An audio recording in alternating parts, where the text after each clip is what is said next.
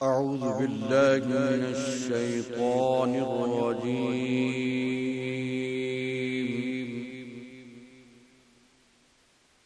بسم الله الرحمن الرحيم.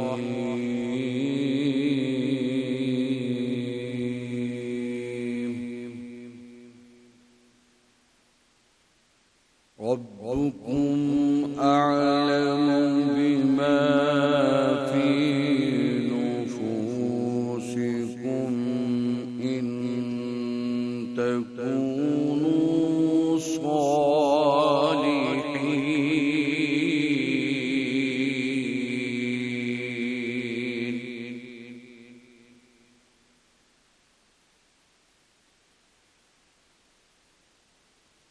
إن تكونوا صالحين فإنه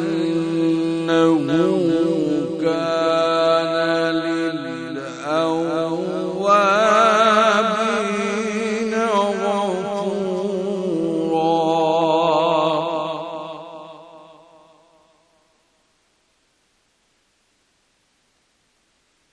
الله أكبر ولله الحمد.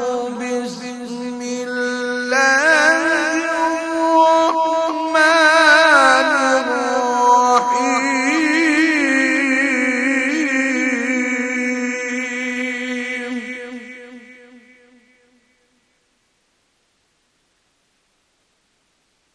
ربكم أعلم بما في نفوسكم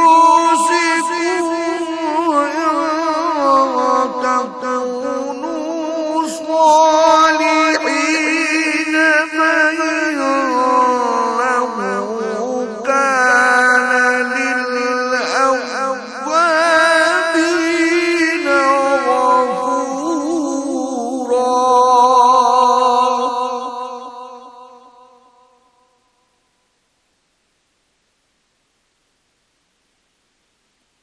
في نفوسكم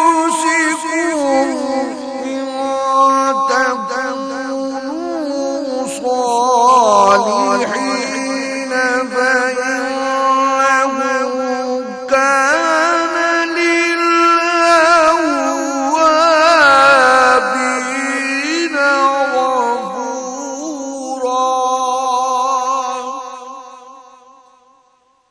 فإنه كان للأوابين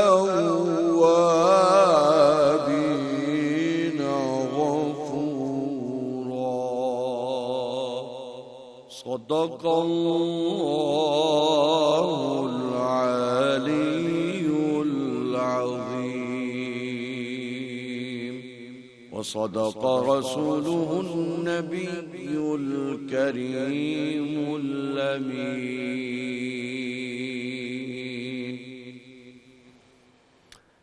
तुम्हारा रब खूब जानता है कि तुम्हारे दिलों में क्या है। अगर तुम नेक रहोगे तो वो तौबा करने वालों को माफ कर देने वाला है। सारी तारीफें उस खुदाए बुजुर्गो बरतर के लिए कि जिसके कब्जा कुदरत में कुल कायनात है। वही है जिसने आदम को खल्क किया, वही है जिसने इंसान को दुनिया में अशरफुल मखलूकात बनाकर भेजा, और वही है जो रोज़े क़यामत आमाल की नशर व अशात करेगा और जन्नत और दोज़ख का फैसला करेगा। वही रहीम है, वही करीम है, वही आला है, वही औला है, वही यकता है, वही वहदहू ला शरीक है, वही रब्बुल आलमीन है। वही है कि जिसकी हम्दो सना में कायनात का जर्रा जर्रा मशगूल है। दुरूद सलाम हो ज़ात पर कि जिसके सदक़े अल्लाह ने इस कायनात को खल्क किया, जो वजह तख्लीक़ कायनात बने, जो सरदारुल अंबिया हैं, जो खातमुन नबिय्यीन हैं, जो हिदायत का मंबा हैं। वही है जिन्हें रब्बुल आलमीन ने रहमतुल लिल आलमीन बना के दुनिया में इंसानों की हिदायत के लिए भेजा, और वही है जो हौज़े कौसर पर मोमिनीन की शिफात करेंगे। दुरूद व सलाम हो मोहम्मद और उनकी आल पर। अल्लाहुम्मा सल्लि अला मुहम्मदिन व अला आले मोहम्मद। 365 न्यूज़ की बहुत ही नफीस रमज़ान ट्रांसमिशन जहान रमज़ान में आप सबको खुश आमदीद। मैं हूं नादिया खान, मिसा ज़ुहैब हसन। और बहुत ही अब कम रोज़े रह गए हैं ज़ुहैब, देखा जाए तो वाकई मेहमान है कि ये महीना मेहमान की तरह आता है और इतनी जल्दी चला जाता है, पता नहीं चलता। और ताक रातें जिसका तो इंतज़ार ही सबको रहता है, आज दूसरी ताक रात है। मैं ये देख रही थी कि सोशल मीडिया पे इतना कुछ आप पोस्ट करते हैं, थोड़ा सा ये भी लोगों को याद करा दिया करें कि ताक रातें हैं तो सब जो हैं इबादत करें, अल्लाह को याद करें।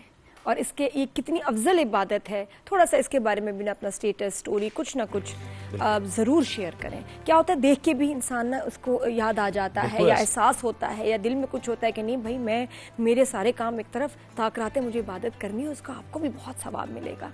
तो एक तो ये, दूसरा ये कि हमारा जो आज सब्जेक्ट है, जो हम टॉपिक पे बात करेंगे, ये वो है जिसको हम भूल चुके हैं, जो आपकी फाउंडेशन ऑफ दीन है, लेकिन भूल चुके हैं। वो है हुकूकुल इबाद, इंसानों के हकूक। बिल्कुल ऐसे। आप देखें ना कि रमज़ान मुबारक में अशरा रहमत, अशरा मग़फ़िरत, अशरा निजात, ये सब क्या है?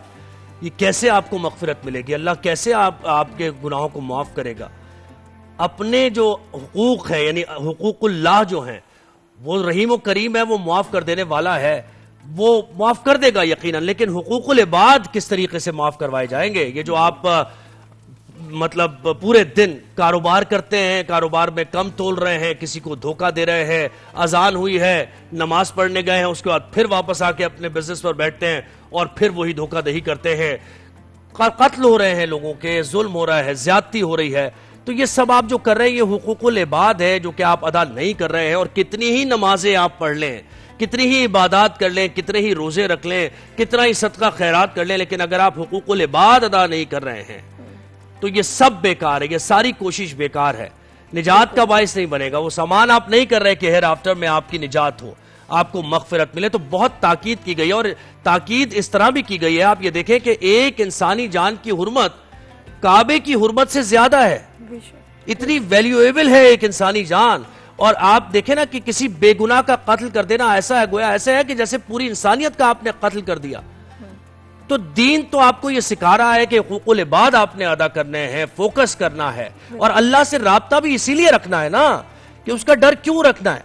उसका डर इसीलिए ताकि ये जो बंदों के जो हुकूक हैं, जो अल्लाह ने आपको एक तजर्बागाह बनाया, यहाँ पे दुनिया को एक तजर्बागाह बनाया है, इम्तिहान है, तो इस इम्तिहान में पास होना है। कैसे होंगे? और देखिए, आप वैसे भी अब आप देखें इस दौर में आप किसकी तारीफ करते हैं? उन ममालिक की, उन शहरों की, उस कौम की कि जिसका इखलाक अच्छा हो। सीधी बात, हम कहते हैं भाई मैंने सफ़र किया, मैं उस मुल्क में गई तो भाई बड़े अच्छे लोग थे, बड़ा ख्याल करते थे। इवन बाहर से जो लोग आते हैं, आप यकीन करें, इंडिया के कंपैरिजन में पाकिस्तान में के लोगों से इतना खुश होते हैं, कहते हैं कि देखिए यहाँ कोई हमें इस तरह लूट नहीं रहा, और कितने सब लाइटली पैसे नहीं लेते। जितने फॉरेनर्स यहाँ आए हैं तो हमारे इखलाक की तारीफ करते हैं। अब ये इखलाक थोड़ा आपस में एक दूसरे के लिए भी जो है ना वैसे ही होना चाहिए। समझे, बस हर शख्स जो है वो एक टूरिस्ट है, आपकी जिंदगी में है, आज है कल नहीं, तो उनका बहुत ख्याल करें, क्योंकि बाकी हमारा किसके साथ साथ कितने अरसे, ये देखो ना, नहीं पता, ये नहीं हमें पता हम कितनी देर है, वो सामने वाला कितनी देर है, तो शायद माफी का भी मौका ना मिले। और अगर उसको आप चाहते हैं कि अल्लाह आपको माफ करे, तो पहले इंसान से भी माफी मांगिए। और नबी करीम से जब हम सीखते हैं और हम कहते हैं वो रहमतुल्लिल आलमीन हैं, तो सिर्फ मोहब्बत का इजहार करना है या उनके उसवा हसना से कुछ सीखना भी है? तो आज हम ये सीखने की कोशिश करेंगे, हिदायत का रास्ता जानने की, ढूंढने की कोशिश करेंगे। हमारे साथ हैं अल्लामा कुमैल मेहदवी। अल्लामा साहब, एक वक्फे के बाद आप दोबारा तशरीफ लाए हैं, ट्रांसमिशन में आइए, तशरीफ लाइए और हंस के मुस्कुरा के। आपने वक्फा बोला ना, वो उठे और फिर बैठ गए, उनको लगा कि शायद ज़ुहैब कह रहे हैं कि आप वक्फे के बाद आइएगा। बड़ों का एहतराम करना, ये भी हुकूकुल इबाद। आइए तशरीफ समझे जरा थोड़ा सा ना वो।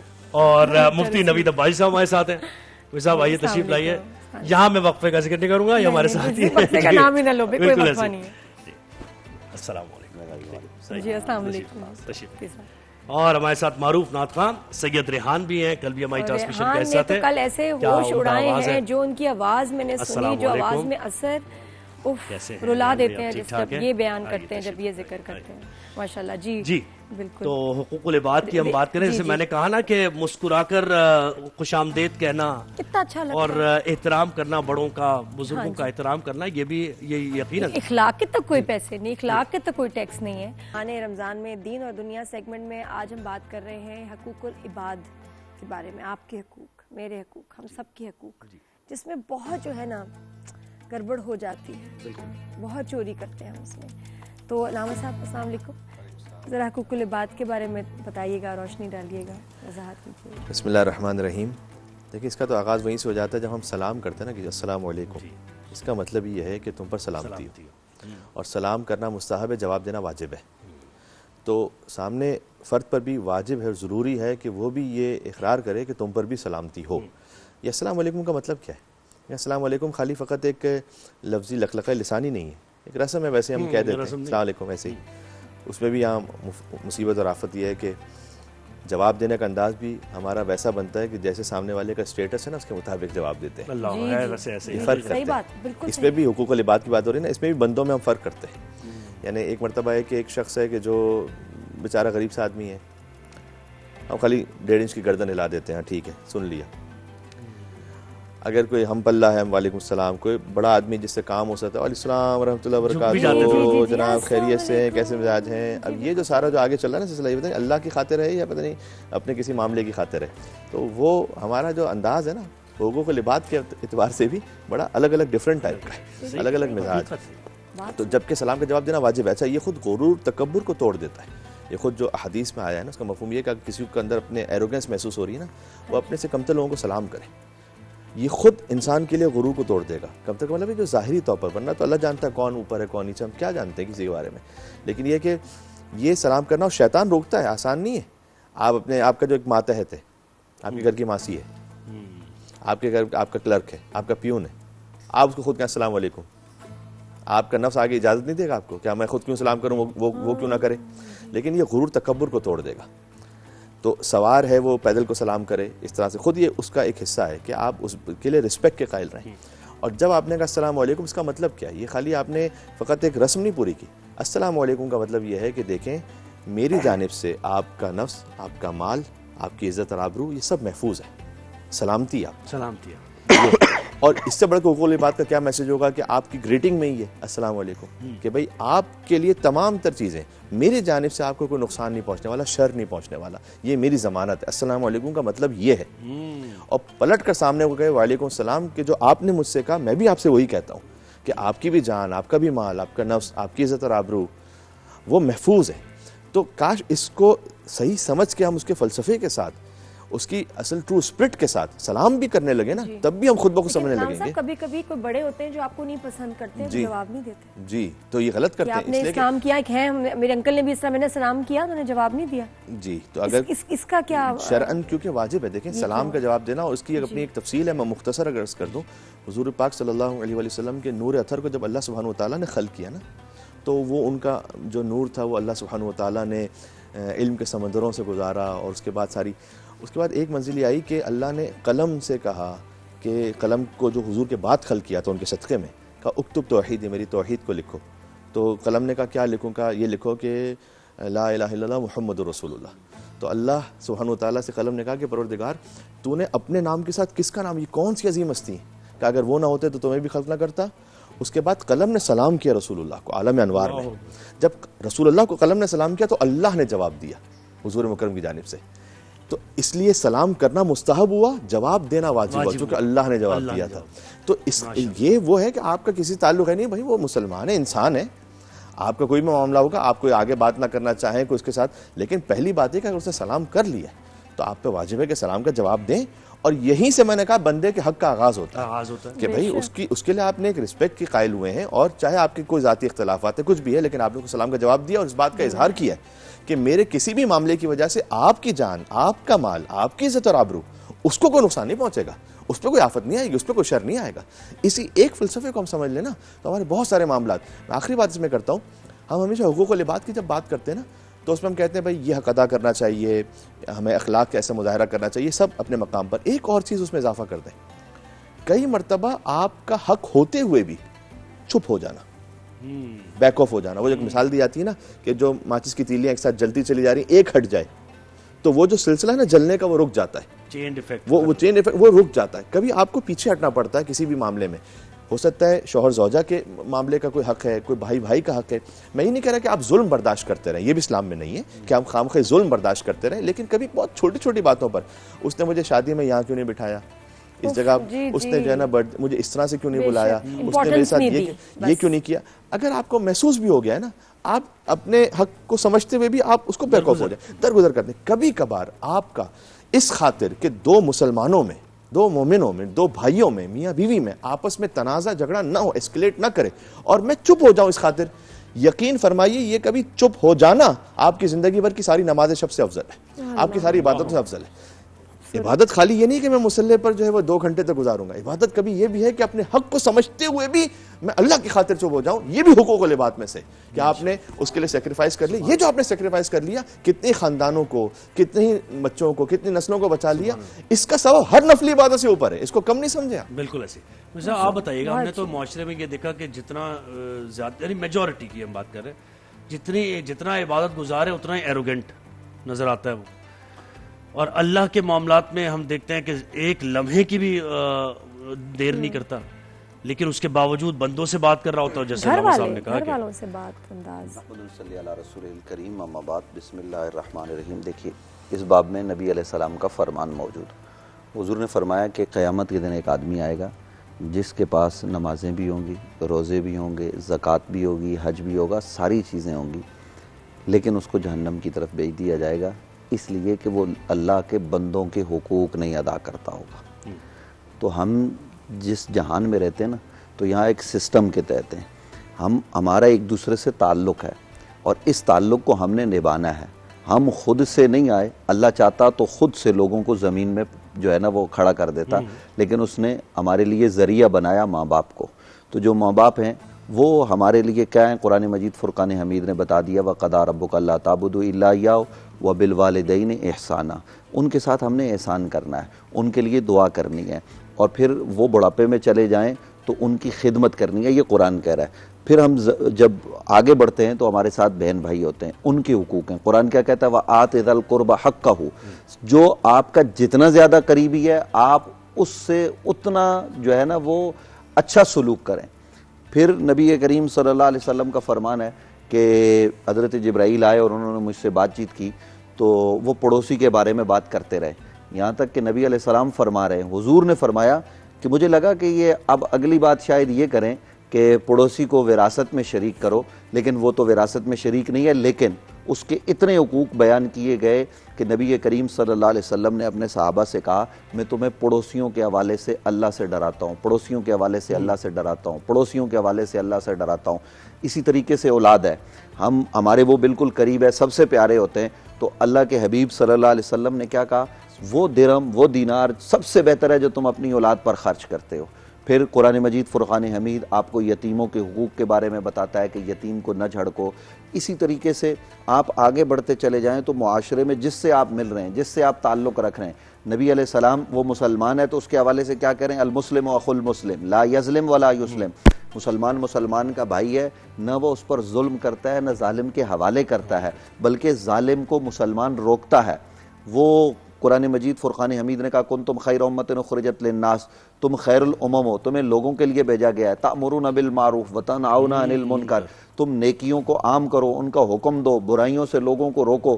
फिर उसके तरीके कुरान मजीद फुरक़ान हमीद की रोशनी में हमारे मुफस्सिरीन ने, खुद नबी करीम सल्लल्लाहु अलैहि वसल्लम ने अपने फ़रामीन के ज़रिए हम तक पहुँचाए हैं।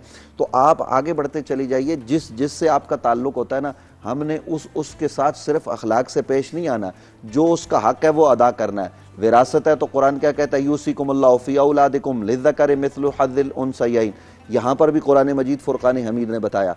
फिर हमारे ऊपर जो है ना वो हमारे पड़ोसियों के हुकूक से लेकर आप मुआशरे में ख़ानदान के हुकूक तक चले जाएं, तो ये तमाम तर चीज़ें हमने जो है ना वो अदा करनी है। अभी अल्लामा साहब जो कह रहे थे सलाम के हवाले से अस्सलामु अलैकुम व रहमतुल्लाहि व बरकात कहना, तो ये किस तरीके से कहना है, इस पर हमने गौर करना है। नबी करीम सल्लल्लाहु अलैहि वसल्लम से बड़ी हस्ती तो कायनात में कोई नहीं है ना। अल्लाह रब्बुल आलमीन की ज़ात के बाद अगर कोई हस्ती है तो वो नबी अलैहिस्सलाम की। और हुजूर क्या करते, सलाम में पहल किया करते। सहाबा इकराम रिदवानुल्लाह ताला अलैहिम अजमईन क्या करते, वो सलाम में पहल किया करते। हुकूकुल इबाद, यहाँ तो कुरान ये भी कहता है ना कि जब आपने किसी का जो है ना वो आपने किसी ने आपके साथ ज्यादती की हो तो फिर ज्यादती के बदले आंख के बदले आंख है, नाक के बदले नाक है, जान के बदले जान है, आजाद के बदले आजाद है। लेकिन वहां पे भी ये कहा है कि जो अपने भाई को माफ कर दे, तो माफी को पसंद किया गया है। आप जरा देखिए कि अहले बैत अतहार की तरफ अगर आप तवज्जो करें तो एक तो ये है ना कि हमने किसी का हक देना है, वो तो हमने देना ही देना है। एक वो है जिसने आप पर जुल्म किया है, तो जालिम को क्या, जालिम के साथ आपने क्या सलूक करना है।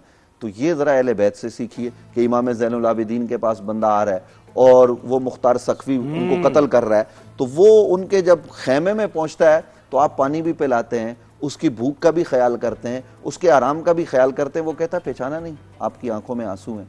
आप कहते हैं पहचान लिया है, वो तुम्हारा तरीका था, तुमने जुल्म किया था। ये हमारा तरीका है कि हम तुम्हारे साथ ये सलूक कर रहे हैं। जरा आइए ना इस दर से सीखिए कि किस तरीके से लोगों को अता किया जा रहा है, लोगों को बांटा जा रहा है। तो हम जरा अपने आप को आज इस मुआशरे में, मैं हूं, अगर एक आलिम है तो वो मेंबर पे यूं बैठा होगा कि जनाब ये सारे लोग उसके गुलाम हैं। बाबा ये आपके गुलाम नहीं है, ये अल्लाह की मखलूक है और अल्लाह की मखलूक के साथ उसने सलूक किया जाए। मैंने अपनी बात इसलिए की, फिर आगे बढ़कर हर आदमी को, हुक्मरानों को अपनी रियाया के साथ उसने सलूक करना है। किसी के साथ जो है ना वो बदमाशी, दो नंबरी, ये चीजें नहीं करनी। इतने जरूरी है जी। ये लामा साहब आप बताएं, अक्सर होता है कि हमने किसी के साथ अनजाने में या जानबूझ के ज्यादती की हो, लेकिन हम भूल जाते हैं और फिर सज़ा और आजमाइश का अमल शुरू होता है। नहीं पता चलता कि आजमाइश है, सज़ा है, शायद मैंने किसी का दिल दुखाया हो, कैसे पता चले। और ये कि अगर एहसास हो और वो शख्स इस दुनिया में ही ना हो तो फिर कैसे तलाफी करें। एक होता है इम्तिहान और एक होती है सज़ा। बिल्कुल। इसकी पहचान का तरीका जो हदीस में जिस तरह से बयान किया गया, उलमा ने भी बयान फरमाया कि जब कोई ऐसी आजमाइश या मरहला आ जाए, अगर आप अल्लाह से उससे करीब हो जाए तो इम्तिहान तक पूरा हो गया। अगर अल्लाह से दूर हो गए और कि ये तो मैं मानता ही नहीं, तो फिर अज़ाब है, फिर उसके बाद तौबा करनी चाहिए। बिल्कुल। तो हमें इस बात के लिए बहरहाल किसी और को जज करने की ज़रूरत नहीं, अपने आप के लिए देखें कि फ़लाँ के साथ अच्छा उसका बाप मर गया, उसके साथ ये हुआ, उसके बेटे के साथ ये हुआ, उसका मामला अल्लाह के साथ है। दूसरों के मामले के लिए जज बनते हैं और अपने मामले के लिए वकील बनते हैं। ये ना करें कि अपने आप को देखें कि अगर मेरे साथ ऐसा हो रहा है तो मैं अल्लाह से करीब हो रहा हूँ और मजीद, तो इसका मतलब है कि कोई इम्तिहान था, गुजर गया। कभी कभार इंसान को अल्लाह क्यों इम्तिहान से गुजारता है पता है, उसके अमाल इस लायक नहीं होते कि उसका मकाम बुलंद हो, तो वो उस इम्तिहान पर अल्लाह सब्र के जरिए से उसको मकाम दे देता है। एक और मौका, ठीक है, मौका है तुम्हारे पास, उसमें तुम सब्र करके गुजर जाओ, शिकवा ना करो, अल्लाह से शिकायत ना, अल्लाह के बारे में कोई बदगुमानी नौजुबिल्लाह ना रखो, अल्लाह ताला तुम्हारे इस मामले को बढ़ा देगा आगे इंशाल्लाह से। दूसरा है कि अगर कोई जिसकी मैंने हक तलफी की है, कभी ये है कि देखिए हम ये भी कह देते हैं ना कि हुकूकुल्लाह अल्लाह माफ़ करेगा, लेकिन इसका मतलब ये नहीं है कि मैं उसमें कोताही करते हुए तकसीर करता हूँ। यानी अगर मैंने फ़र्ज़ कीजिए कि अमदन कोई नमाज ना पढ़ने वाला, तो ये गलत है उसकी ज़िंदगी में। अमदन रोज़ा ना रखने वाला, ये गलत है। हुकूकुल इबाद भी दर हकीकत हुकूकुल्लाह की वजह से वाजिब है, अल्लाह ने कहा है, तो वो भी अल्लाह ही के सबब वाजिब हुआ है, समझे। तो हम कैसे हुकूकुल्लाह से जो है कोताही कर सकते हैं, तो वो भी अपने मकाम पर है। उसके लिए ये है कि हमने जो अगर उसका जो कंपनसेशन है वो करना है पूरा, तो चीज़ें बाकी है कि जो हुकूकुल इबाद है, किसी का विरासत में हक खा लिया, किसी का कर्जा लेकर जो हड़प कर गए। अब मुझे ये बड़ी तकलीफ होती है कहते हुए, लेकिन मैं क्या करूँ, मिसाल देने में मजबूर हूँ मैं, कि कभी बहन का विरासत में हक खाते हैं, कभी जो है वो ज़ौजा को मेहर नहीं देते, वो ग़स्ब कर लेते हैं, कभी जो है वो भाई का जो है वो हक ग़स्ब कर लेता है, कभी कर्जा लेकर कर्जे के नाम पर वो हड़प कर जाते हैं। लेकिन जो है ना आपके उम्रें चल रहे हैं, आपकी जो है ना बाकी नफली इबादतें जो है ना वो चल रही हैं। ये मेरी समझ में नहीं आता कि आप किस मुँह से अल्लाह के पास जा रहे हैं। जाहिर सी बात है कि उम्रा पे जाना, इस ज़ियारतों पे जाना, ये तो बड़ी अजीम इबादत है, इसमें कोई शक नहीं। लेकिन दूसरों का हक ग़स्ब करके, दूसरों का हक मार के, ये कैसे। वो एक मुझे इमाम जावेद सादिक अलैहिस्सलाम का वाक़या याद आ रहा है कि जिसमें एक शख्स के लिए उन्हें बताया गया कि बहुत ज़्यादा मुत्तकी परहेज़गार है, बहुत अच्छा है। इमाम ने कहा कि देखते हैं उसके बारे में। तो उसके बारे में किसी ने बताया कि वो मैं उसके पीछे पीछे जा रहा था, तो उसने एक जगह से जो नानवाई था जहाँ रोटियाँ बन रही थी, तो उसने 2 रोटियाँ जो है ना चुपके से चुरा ली। कभी ये तो बड़ा अच्छा आदमी था, ये कैसे ऐसा कर रहा है। आगे बढ़ा तो एक जगह अनार का ठेला लगा हुआ था, तो वहाँ से 2 अनार भी ले लिए। उसके बाद गया और किसी एक गरीब आदमी के पास उसने वो जो चोरी किया हुआ था, लेकिन उसने वो अनार, एक रोटी और एक अनार किसी को दे दिया, एक अनार और एक रोटी किसी को दे दी। हमने कहा ये तू क्या कर रहा था, वाकई का मफहूम। कहा ये तो मैं नेकी कर रहा था। कहा कैसे। कहा इसलिए कि गुनाह तो 1 मिलता है ना, नेकी 10 मिलती है, तो मैं 10 नेकी करूंगा, 10 जो है अजर मिल जाएगा, 1 गुनाह जो है वो, इसका मतलब है कि 40 जो है वो सवाब मिल गया, 4 गुनाह हो गए, 36 नेकियां तो अभी तक है। हमने कहा तूने समझा ही नहीं अल्लाह के निज़ाम को। अल्लाह ने कुरान में कहा इन्नमा यतक़ब्बलुल्लाहु मिनल मुत्तक़ीन, अल्लाह तो कबूल भी मुत्तकीन से करता है। जब तूने वो चोरी कर ली तो तकवा रहा का, तकवा रहा वो जो तूने हड़प कर लिया, वो जो तूने जैसे मतलब वो मैंने कहा जो मेहर की मिसाल दी, मैंने आपको जो विरासत की मिसाल दी, उसके बाद जो तू नेकियां इबादतें करा, वो तकवा रहा का, वो तकवा रहता तो फिर ये कबूल होता। तूने को 36 नेकियां नहीं कमाई, तूने 8 गुना कमाए, चोरी करने के अलग, चोरी का माल अलग, आगे देने के अलग। तो इस बात का भी ख्याल करने की जरूरत है कि ये जो हम माल दूसरा से हड़प करके जा रहे हैं, अल्लाह की इबादतों में जा रहे हैं, तो हुकूकुल इबाद को यहाँ पे जो हम कोताही कर रहे हैं ना, तो फिर माफी मांगनी पड़ेगी, उसके बगैर जना नहीं होगा। यानी जब तक आप उसका हक नहीं अदा कर लेंगे, उस वक्त तक ये गाल पे हाथ मार लेने से कुछ नहीं होगा। बिल्कुल ऐसे। जी जी मुझे आप फरमाइएगा, अब हमारे पास वक्त भी कम रह गया, बस 2 सवाल हैं और मुख्तसर अगर जवाब। एक तो यही सवाल कि जो लोग अल्लाह के करीब हम ये देखते हैं कि इबादत कर रहे हैं, एक सवाल है, इबादत कर रहे हैं तो हम उनसे एक्सपेक्ट ही करते हैं कि ये तो हुकूकुल इबाद ज्यादा अदा करेंगे बनिस्बत इसके कि जो नमाज नहीं पढ़ रहा, जो रोजा नहीं रख रहा, कि वो अल्लाह से दूर है भाई, तो अल्लाह की हिदायत भी नहीं उसको मिल रही है ये। और दूसरी चीज ये कि हेयर आफ्टर में जब अमाल की नशर अशात की हम बात करते हैं तो वो कैसे होगी? जैसे नादिया ने सवाल किया था कि किसी का हक मारा, किसी को कत्ल कर दिया, अब वहां क्या बदला इसका मिलेगा, या उससे पूछा जाएगा कि तुम्हें कत्ल किया था, या वो शिकायत करेगा कि मेरे साथ ज्यादती की थी इस शख्स ने, जबकि किसी को कोई पहचानेगा नहीं, माँ बाप को नहीं पहचानेंगे बेटे। देखिए, इस सिलसिले में एक बात तो ये है कि अगर आपने किसी का हक गसब किया है और आपको पता है कि मैंने इसका ये हक गसब किया है, वो आदमी दुनिया से चला गया है, तो मिसाल के तौर पर आपने उससे कर्ज लिया था या कुछ किया था, तो आप उसकी औलाद को जाके वापस करें। अगर आप उसको जानते हैं, नहीं जानते तो फिर उसकी तरफ से वो चीज़ सदका कर दें और अपने इस गुनाह पर नादिम होकर अल्लाह के हुजूर तौबा और इस्तिग़फ़ार करें कि परवरदिगार मुझे माफ़ फरमा दे। ठीक है। दुनिया में हमें इसी तरीके से वालिदैन ने उनके साथ कोई ज़्यादती की है तो हमारे उलमा ने ये लिखा है कि वो अगर जिंदा हैं तो माफ़ी मांग ले, नहीं है तो उनकी कब्र पे जाए। क्योंकि कुरान मजीद बुरान रशीद में इसकी एक मिसाल ये भी है कि जब आप अपनी जानों पर जुल्म कर लो ना, किसी के साथ भी ज्यादती कर लो, कोई नहीं मिल रहा, यानी आपने किसी के साथ ज्यादती की, जिंदगी में वो एक ही दफ़ा मुलाकात हुई, अब वो दस्तयाब ही नहीं है, तो फिर क्या करो? कुरान ने बता दिया वलो अन्नहुम ज़लमू अनफुसहुम जाऊका फस्तगफरुल्लाह वस्तगफर लहुमुर रसूल लवजदुल्लाह तव्वाबर रहीमा। फिर रसूल की बारगाह में आ जाओ और वहां आके अल्लाह से इस्तिग़फ़ार करो, रसूल भी तुम्हारे लिए करें, और नीयत ये रखो कि कभी जिंदगी में वो मिल गया तो मैं उसका हक अदा करूंगा। इसी तरीके से देखिए, हम लोगों को गालम गलोच कर देते हैं, ये भी किसी का हक गसब करना है। जो मातहत हैं, आज जिस मुआशरे में, जिस सोसाइटी में हम रहते हैं, एक आदमी दफ्तर में बैठा हुआ, वो अपने सिक्योरिटी गार्ड को बुला के वो उसकी तौहीन करता है, वो उसको बुरा भला कहता है। अगर उससे कोई गलती हो गई तो उसको समझाने का दूसरा अंदाज भी हो सकता है। किसी इंसान की तजलील करना ये किसी भी तौर पर दुरुस्त नहीं है। नबी करीम सल्लल्लाहु अलैहि वसल्लम से सीखिए तो आका अलैहिस्सलाम के पास वो जो अबू जाल है उसकी बेटी आ गई और लोगों ने अबू जाल को बुरा कहना शुरू कर दिया। तो जाहिर है चूंकि अबू जाल उस खातून का तो बाप है, नबी करीम सल्लल्लाहु अलैहि वसल्लम ने कहा इसको कुछ ना कहो, ये मुसलमान है, अब इसको तकलीफ ना दो। यानी इतना ख्याल किया। वो जो नबी अलैहिस्सलाम को हमेशा तकलीफ देने वाला था, तो नबी अलैहिस्सलाम ने क्या सलूक किया? दुश्मनों को भी माफ किया। तो आज जरा हम अपने अंदर एक तो माफ करने का जज्बा पैदा करें, और दूसरा ये कि देखिए अल्लाह रब्बुल आलमीन जहां गफूर रहीम है वहां इंतकाम लेने वाला भी है। तो वहां जब इन्ना बत्श रब्बिका लशदीद, उसकी पकड़ बड़ी सख्त है, तो उसकी पकड़ से पहले पहले आखिरत और कब्र की हमें तैयारी करनी चाहिए, और उस तैयारी के लिए हमें लोगों के हुकूक अदा करने चाहिए। अल्लाह साहब बहुत शुक्रिया, आपने वक्त दिया, मुझसे बहुत शुक्रिया जी। मसाइल तो इतने हैं कि कहते हैं हर मसले पे दम निकले। हर एक को लगता है कि उसका मसला जो है बहुत ही जो है पेचीदा है, बड़ा मुश्किल है, लेकिन ये कि हल तलाश करना चाहिए। और शहरियार भाई यहाँ मौजूद है, बिल्कुल। तो फिर क्या गम है, क्या दुख है जब शहरियार भाई, क्या गम है? क्या भाई, अस्सलाम वालेकुम। वालेकुम अस्सलाम। ये इसको मैं प्लेन पे कर दूं, नहीं तो ये तंग करता भाई। पहले क्यों नहीं करते आप ये प्लेन पे आने से पहले किया करें? अच्छा जी, मैं मादर आइंदा तो पहले देखिए, अभी शादी सीजन भी आने वाला है ईद के बाद फौरन, तो उससे रिलेटेड भी कुछ सवाल है। मैं वक्त जाया किए बगैर मैं फौरन शुरू हो जाऊं, बहुत सारे सवाल। अच्छा, एक तो ये कि जी ये जो हक महर की बात है कि जी आप अब ये कि बच्ची के लिए हक महर की बात हुई, अमाउंट तय होगी, मांगते भी शर्म आती, कैसे कहें कि जी आपको शादी के वक्त अदा करना है? आपको पता हक महर करेगा कौन? हाँ डिसाइड जी, दुल्हा दुल्हन।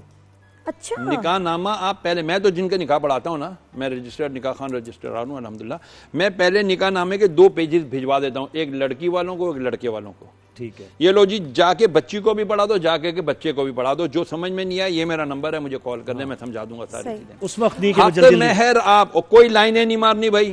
पंजाब में तो ये हुकूमत ने बड़ा अच्छा काम किया कि जो हक मेहर, वो जो चीजों पे लाइनें मार देते हैं कुछ शिकों पे, कुछ क्लॉज पे, उस पे वो निकाह खान को जो है ना बंद करा देते हैं। लिखो हाँ ना, जी हाँ जी नहीं, ये लिखा है जी, ये ना नफका लिखा है, ये खास शराइत है, ये सब लिखो। हक मेहर भी लड़का लड़की डिसाइड करें, क्योंकि जिंदगी इन्होंने गुजारनी है। आप कहोगे जी हमारे यहाँ तो रिवाज नहीं है, हम तो गांव देहात के रहने वाले हैं, हम तो भाई कम से कम उनसे मशवरा तो कर लो। और हक मेहर हमेशा मुअज्जल रखो, फौरन, ऑन द स्पॉट, गैर मुअज्जल 1 करोड़ रुपया जी है। 1 करोड़ रुपया ना करो खुदा के लिए, ऐसी बात। और जी हमने इसलिए रखवाया जी तलाक ना दे सके हमारी बेटी को।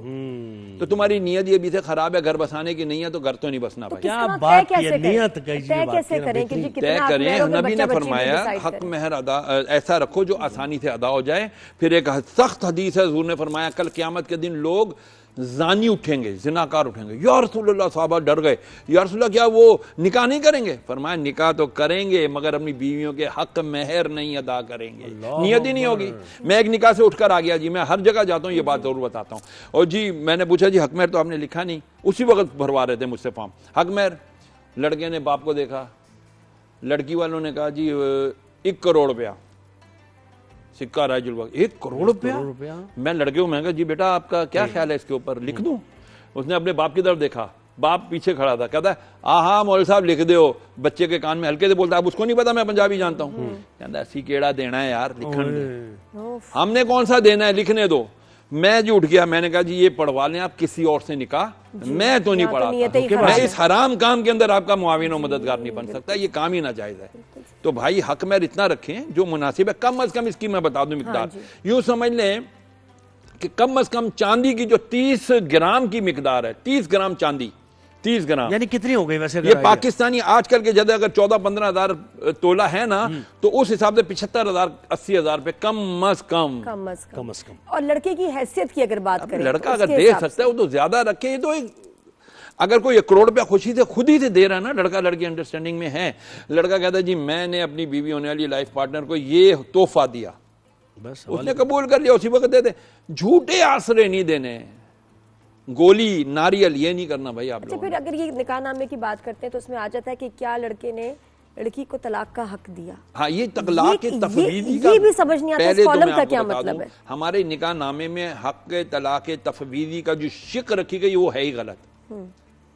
ये इसकी बड़ी बारीकियां ये इस वक्त में फौरन बयान नहीं कर सकता, लेकिन वो गलत है। और वो उसमें उमूमन लाइन मारते हैं या लिख देते हैं नहीं, तो भाई तो इसके अंदर अंडरस्टैंडिंग होनी चाहिए, इसमें भी बाकायदा डिबेट होनी चाहिए, बात होनी चाहिए।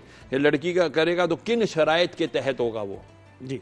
2-3 एक्स्ट्रा मैरिटल अफेयर रखे हुए लड़के ने, ये मेरी गर्लफ्रेंड है, वो मेरी दोस्त है, तो लड़की बोले जी मेरे भी दोस्त हैं, बर्दाश्त होगा? कभी नहीं बर्दाश्त होगा। तो फिर आप क्यों रखते हो? मर्दो खुदा को बंदे बनो। लेकिन डिटेल में इस पर बात करेंगे आप। हाँ जी, इंशाल्लाह डिटेल में शादियां तो बड़ा आसान है, तय कर दी, अच्छा सा जी इवेंट प्लान कर दिया, ये देने दिलाने की बातें होती है निकाह पे और बच्चों की काउंसलिंग पे, और उस पे कोई नहीं बात होती कि बच्चों आगे क्या करना है। ये मस्ट होना चाहिए। मेरा एक दिल है, एक ऐसा मैं इदारा बनाऊं। मैंने, मेरी वाइफ ने कई मर्तबा हमने सोचा, लेकिन हमारे पास वसाइल और टाइम की कमी कि यार शादी से पहले, रिश्ते से पहले दोनों लड़का लड़की को बिठाया जाए, समझाया जाए यार तुम्हारी शादी का मकसद क्या है। एक कोर्स हो जो उनको करना पड़े, मैंडेटरी। भाई ये तुमने अपने ससुराल वालों की, तुमने अपने ससुराल वालों की, देखो 3 रिश्ते होते हैं, ननियाल, ददियाल, ससुराल। ननियाल जी, ददियाल, ससुराल। अब लड़का है या लड़की, दोनों के ये हैं, उनका ननियाल होगा, उनका ददियाल होगा और उनका ससुराल होगा। लड़की अपने सास ससुर को अपनी माँ बाप छोड़कर आई है ना, तो इनको अपना माँ बाप समझे। इसी तरह लड़का अपनी एक बीवी लाया है जो जिसके माँ बाप छूट गए, अब अपने माँ बाप को कहे देखो जी ये माँ बाप छोड़कर आई। आप सर एक काउंसलिंग कराची से कॉलर है, बहुत अच्छा हो जाए। नाजिया कराची से हमारे साथ, आप जो सर्टिफिकेट लेके आए, कोर्स करते हैं जी। नाजिया अस्सलाम वालेकुम। छोटा सा एग्जाम भी हो जाए। वालेकुम अस्सलाम जी। सवाल क्या है नाजिया आपका? जी, मेरा सवाल ये है, मैंने अक्सर लोगों से सुना है कि जब वुज़ू कर रहे होते हैं तो अगर सर पर दुपट्टा ना हो तो वुज़ू नहीं होता है। मुझे पता है इस बात में कितनी सच्चाई है जी। सर पे दुपट्टा ना हो तो वुज़ू नहीं होता। नहीं, सर पे दुपट्टा होना चाहिए। आप जब गुस्ल करते हैं उस वक्त तो आपके जिस्म पे कपड़ा ही नहीं होता, और जो आपने वो वुजू कर लिया वही वुजू अब अगर नहीं टूटा किसी वजह से, वही मैं नहीं दुपट्टा पहन के दुपट्टा तो पहनना हमें तो कोई शर्त कभी नहीं है किसी ने वुजू के नहीं, लिए। मैंने नहीं जिंदगी में अपने कभी सुना दुपट्टा भी नहीं पहने किसी आप जब बाहर बड़े से। निकले, दुपट्टा जी। पहने रखें, अच्छी तरह लपेट लें अपने, जब आप खाना वगैरह पकाएं, ऐसा भी ना लंबा लंबा दुपट्टा पल्लू जा रहा है और आग में पकड़ ले वो, हमने क्यों नहीं नहीं सुना? ऐसा नहीं, एहतियात सर ढांक के खाना पीना पकाएं ना, वो उस तो खाने बहुत पीने में अच्छा बरकत भी है, वो तो आएगी, बहुत अच्छा जिक्र है। करते हुए, दुरूद पढ़ते हुए, इस्तिग़फ़ार पढ़ते हुए आप खाना पकाएं, ऐसे ही लज्जत आएगी खाने लेकिन में, ये कि वजू बरकत करते भी हुए आएगी। वजू करते हुए दुपट्टा सर पे नहीं, वजू करते हुए दुपट्टा सर पे रखना शर्त नहीं है, जरूरी नहीं है, शर्त नहीं है, बिल्कुल सही। रखती है तो बहुत अच्छा। फितराना कितना है जी इस्तीफा और किस तरह हाँ, ये देना सवाल भी चाहिए? आया है। और फिर ये कि अगर अर्निंग मेंबर्स दोनों हैं, माँ और बाप, या सिर्फ माँ है तो वो देगी किसका फितराना जो है फैमिली फितरा का? नहीं, फितरा फितरा। हर शख्स अपना देगा जो ताबे नहीं है माँ बाप के। अच्छा, अच्छा मैं कमाता हूँ, मेरा बेटा भी कमाता है, पहले मैं अपने बेटे का भी देता था, बेटियों का भी देता था, अब मेरा बेटा अल्हम्दुलिल्लाह अपना कमाता है, बच्चों के हम जो नहीं कमाते बच्चे उनका हम देते हैं, माँ बाप देते हैं। और उसका उसूल क्या है? हैं? उसका उसूल क्या है? उसूल ये है कि एक फितराना कम अज कम 2 किलो गंदुम की कीमत के बराबर। ठीक। अच्छा, इसमें भी इस्लाम, ये चूंकि गरीबों का हक है ना, इसमें भी इस्लाम ने ये कहा है कि भाई अगर तुम्हारी हैसियत अच्छी है, अब मैंने देखा करोड़पति लोग भी 2 किलो गंदुम के हिसाब से दे रहे होते हैं, नहीं, उसका आप 2 किलो खजूर के हिसाब से दे दो भाई, किशमिश के हिसाब से दे दो भाई, या किसी और महंगी चीज के हिसाब से दे दो। इसके अलग अलग पूरा एक चार्ट बना हुआ होता है, उसमें होता है कि खजूर 4 किलो के हिसाब से आप दे दो, 4 किलो दे दो तो जाहिर है वो फिर 6-7 हजार रुपए। कितना बनता है 2 किलो गंदुम के हिसाब से? जो है 2 किलो गंदुम तो 360 रुपए, 160 रुपए किलो आटा है ना, वो तो 1000 से भी कम बनता है। 360 रुपए, ये कोई पर पर्सन फितरा है? जो हाँ, आपके पर घर में। पर्सन। ये गरीब गुरबा करें तो चलो सही है, ये हर जो उस दिन ईद के दिन बच्चा भी पैदा हुआ ना उसका भी फितराना और है। किस कब देना है और किसको देना है, ये भी थोड़ा जिसको आप ज़कात दे सकते हैं ना जी उसको भी दे सकते हैं, बता के। हाँ, जरूरी नहीं है बता के। देखो इस्लाम हर एक इज्जत नफ्स को बेशक। कायम रखता है, उसकी पोशीदा रखता है, पर्दा रखता ये है। बहुत अच्छी आपने बात जो है। भी चीज निकाली है ना उसका लिफाफे में डालें और चुप करके अपने व्हाइट कॉलर, अब व्हाइट कॉलर को बोलोगे जी उसके घर में तो मोटरसाइकिल भी है, उसके घर में टीवी भी है, फ्रिज भी है, अरे रोटी है, बात बच्चे की नहीं स्कूल होती की रोटी फीस यार, नहीं होती और यार। शरीयत में जॉबलेस कभी- हो जाते हैं। जॉबलेस हो कभी जाती है। गाड़ी के पास ना वो जो बच्चे आ गए, कोई औरत आ गई जो पैसे मांग रहे हैं, उनको हम नहीं कुछ दे नहीं, सकते हैं? बैगर ये जो पाकिस्तान की सबसे बड़ी इंडस्ट्री डिक्लेयर हो गई है, बैगरी। अच्छा। ये जो भीख मांगने वाले पाकिस्तान की सबसे बड़ी इंडस्ट्री बन गई है। हर जगह इनके बटे में ये चौक इसका है, ये सिग्नल इसका है, ये इसके, और इनके ठेकेदार होते हैं बाकायदा। इसमें बड़ी तहकीक हो बड़ा चुकी दुख हुई होता है, है। नहीं शरिया भाई, दें, उनको कितने देख लंगड़े लूले नजर आए, नहीं दें, नहीं दें, नहीं दें, आप गुनाहगार होंगे। उफ, ये नहीं, ये देखो शहर भाई इसमें तो जरा सी बात थोड़ा सा कंफ्यूजन हो जाती है ना कि भाई अब वो आ रहा है, कह रहा है कि मैं भूखा हूं, तो कैसे आप उसको मना कर नाराज नहीं सकते होना हैं? कभी आप, अल्लाह ना करे आप पे ये वक्त आए, आप भूखे होगे, आपकी इज्जत नफ्स कभी बोलेगी, इजाजत देगी कि यार आप जाके किसी से ये अपनी सड़क पे खड़े होकर हर गाड़ी हर गाड़ी वाले से हर मांग रहे एक हो से आप। कहते, हर चलो एक के पास इंसान जाता एक है से भी यार। कह दे, हर एक से। ये प्रोफेशनल्स हैं यार, आपके घर में आपके यहाँ मासी काम करती है, अब आप बोलोगे जो मुसलमान नहीं है और जो आपका चौकीदार है। जी बहुत लोग हैं। हारिस गुजरावाला से हैं। अस्सलाम वालेकुम हारिस, क्या सवाल है आपका? वालेकुम सलाम। मेरा इसके साथ सवाल ये है कि मेरे जो एक अजीज का इंतकाल हो गया, तो अगर मैं इंतकाल में बैठा हूँ तो क्या मैं उनके इंतकाल में जा सकता हूँ? आवाज इतनी फट रही, समझ कह रहे हैं इत्तकाफ में बैठा हूँ, नमाज जनाजा पे जा सकता हूँ किसी के? नहीं, आप चूंकि नमाज जनाजा फर्ज किफाया है, चंद लोगों ने पढ़ ली तो आपके ऊपर से भी फर्ज उतर गया। आप चूंकि सुन्नत इत्तिकाफ में हैं, आप अपनी मस्जिद में इत्तिकाफ में ही रहेंगे, उसी मस्जिद के अंदर, चूंकि नमाज जनाजा उमूमन मस्जिद के अंदर नहीं होता, बात जगह ये होता है नमाज जनाजा बाहर रख के ना सामने मेहराब से बाहर, और लोग जो है ना कुछ बाहर चले जाते हैं और बाकी लोग मस्जिद के अंदर रहते हैं, उस हिसाब से तो आप मस्जिद के अंदर खड़े रह के पढ़ सकते हैं, आप मस्जिद की हदूद से बाहर नहीं जाएंगे। नहीं, किसी करीबी का अल्लाह ना करे अगर हाँ, किसी करीबी का है तो तो क्या अब करें? मिसाल है वालिद है, हाँ वालिद है, खुदा ना वालदा अल्लाह है, है। तो उसके लिए इजाजत तो है, उसके लिए तो जाना पड़ेगा आपको, ज़ाहिर बात है, क्योंकि ये ऐसे रिश्ते हैं इनको डिनाई नहीं किया जाता, चूंकि सुन्नत इत्तिकाफ सुन्नत है, लेकिन ये करीबी खराबत है, ब्लड के रिश्ते हैं, वालिदैन हैं, बहन भाई हैं, बीवी है या बच्चे हैं, ये बिल्कुल फ्रंट लाइन के करीबी रिश्तेदार हैं ना, इनके तरफ तो आप जाएंगे इंशाल्लाह, अच्छा, बस फौरन जनाजा करके फौरन शरिया वापस भाई आएंगे। किसने पूछा, नाम नहीं बता सकती, लेकिन उन्होंने कहा कि जी उनके और उनके मियाँ एक ही घर में रहते हैं, लेकिन बातचीत नहीं है, और कुछ 7 साल हो गए कि आपस में उनका ना कोई रिलेशन है, ना कोई बातचीत करते हैं, बच्चों के साथ, बच्चों के थ्रू मजबूरन पैसे रह रहे भिजवा दिया, हाँ जी कि ये खर्चा है, कोई बातचीत नहीं। अब ऐसे में निकाह जो है अल्लाह का क्या हुक्म है कि जी ये निकाह ये क्योंकि अच्छा फिर मुख्तलिफ लोग ना फिर अपनी भी सुनाने लग जाते हैं, नहीं ऐसे तुम लोग का तो निकाह ही नहीं रहा, तुम लोग का तो ये करो वो करो, तो असल में हुक्म क्या है? असल में हुक्म ये है कि निकाह उनका कायम है, रिलेशनशिप ना ही है तो कोई बात नहीं, बात तो है, मतलब कहने का निकाह पे कोई असर नहीं पड़ेगा उसका, रिलेशनशिप ना होने से निकाह पर कोई असर नहीं पड़ता। बाद ऐसे भी होते हैं जो माजूर होते हैं, वो ऐसे मतलब फिजिकल रिलेशनशिप के काबिल नहीं होते, तो क्या उसका निकाह टूट जाता है? नहीं टूटता। हाँ, नाराजगी है, अल्लाह से दुआ मांगे, 2 रकात सलातुल हाजत पढ़े, या अल्लाह मेरे उसके रिलेशनशिप अच्छे कर दे। एक दुआ है सुनन इब्न दाऊद में है, अल्लाहुम्मा अलिफ बैन क़ुलूबिना, ऐ अल्लाह हमारे दिलों को मिला दे और हमारे जहनों को मिला दे और हमें यकजान कर दे ताकि हमारी दुनिया और आखिरत में हिदायत हो जाए। इस किस्म की दुआ मांगा करें अल्लाह से, इंशाअल्लाह अज़ीज़ रिलेशनशिप यानी कि ताल्लुकात अच्छे बनाने की कोशिश करें, अपने लिए ना सही बच्चों के मुस्तकबिल के लिए सही। और अल्लाह के नज़दीक रसूलुल्लाह सल्लल्लाहु अलैहि वसल्लम ने फरमाया, ए लोगो, हुज्जतुल विदा 3 मरतबा फरमाया, ऐ लोगों अपनी औरतों के बारे में अल्लाह से डरो, अपनी औरतों के बारे में अल्लाह से डरो, अपनी औरतों के बारे में अल्लाह से डरो। इसलिए औरत में माँ, बहन, बीवी, बेटी चारों आ गए।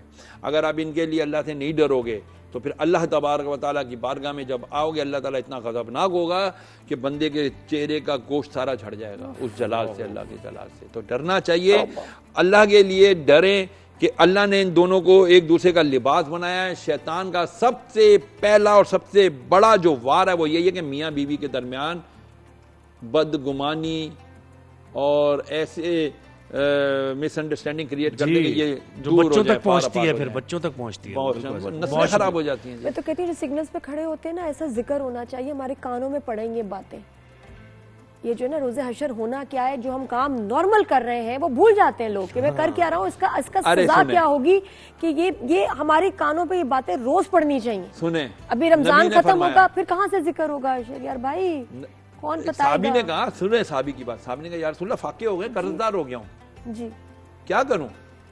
तो नबी ने क्या फरमाया, ये नहीं ये वजीफा पढ़ ले वो वजीफा पढ़ ले, फरमाया लगता है कि तूने अपने माँ बाप के लिए दुआएं खैर करनी छोड़ दी।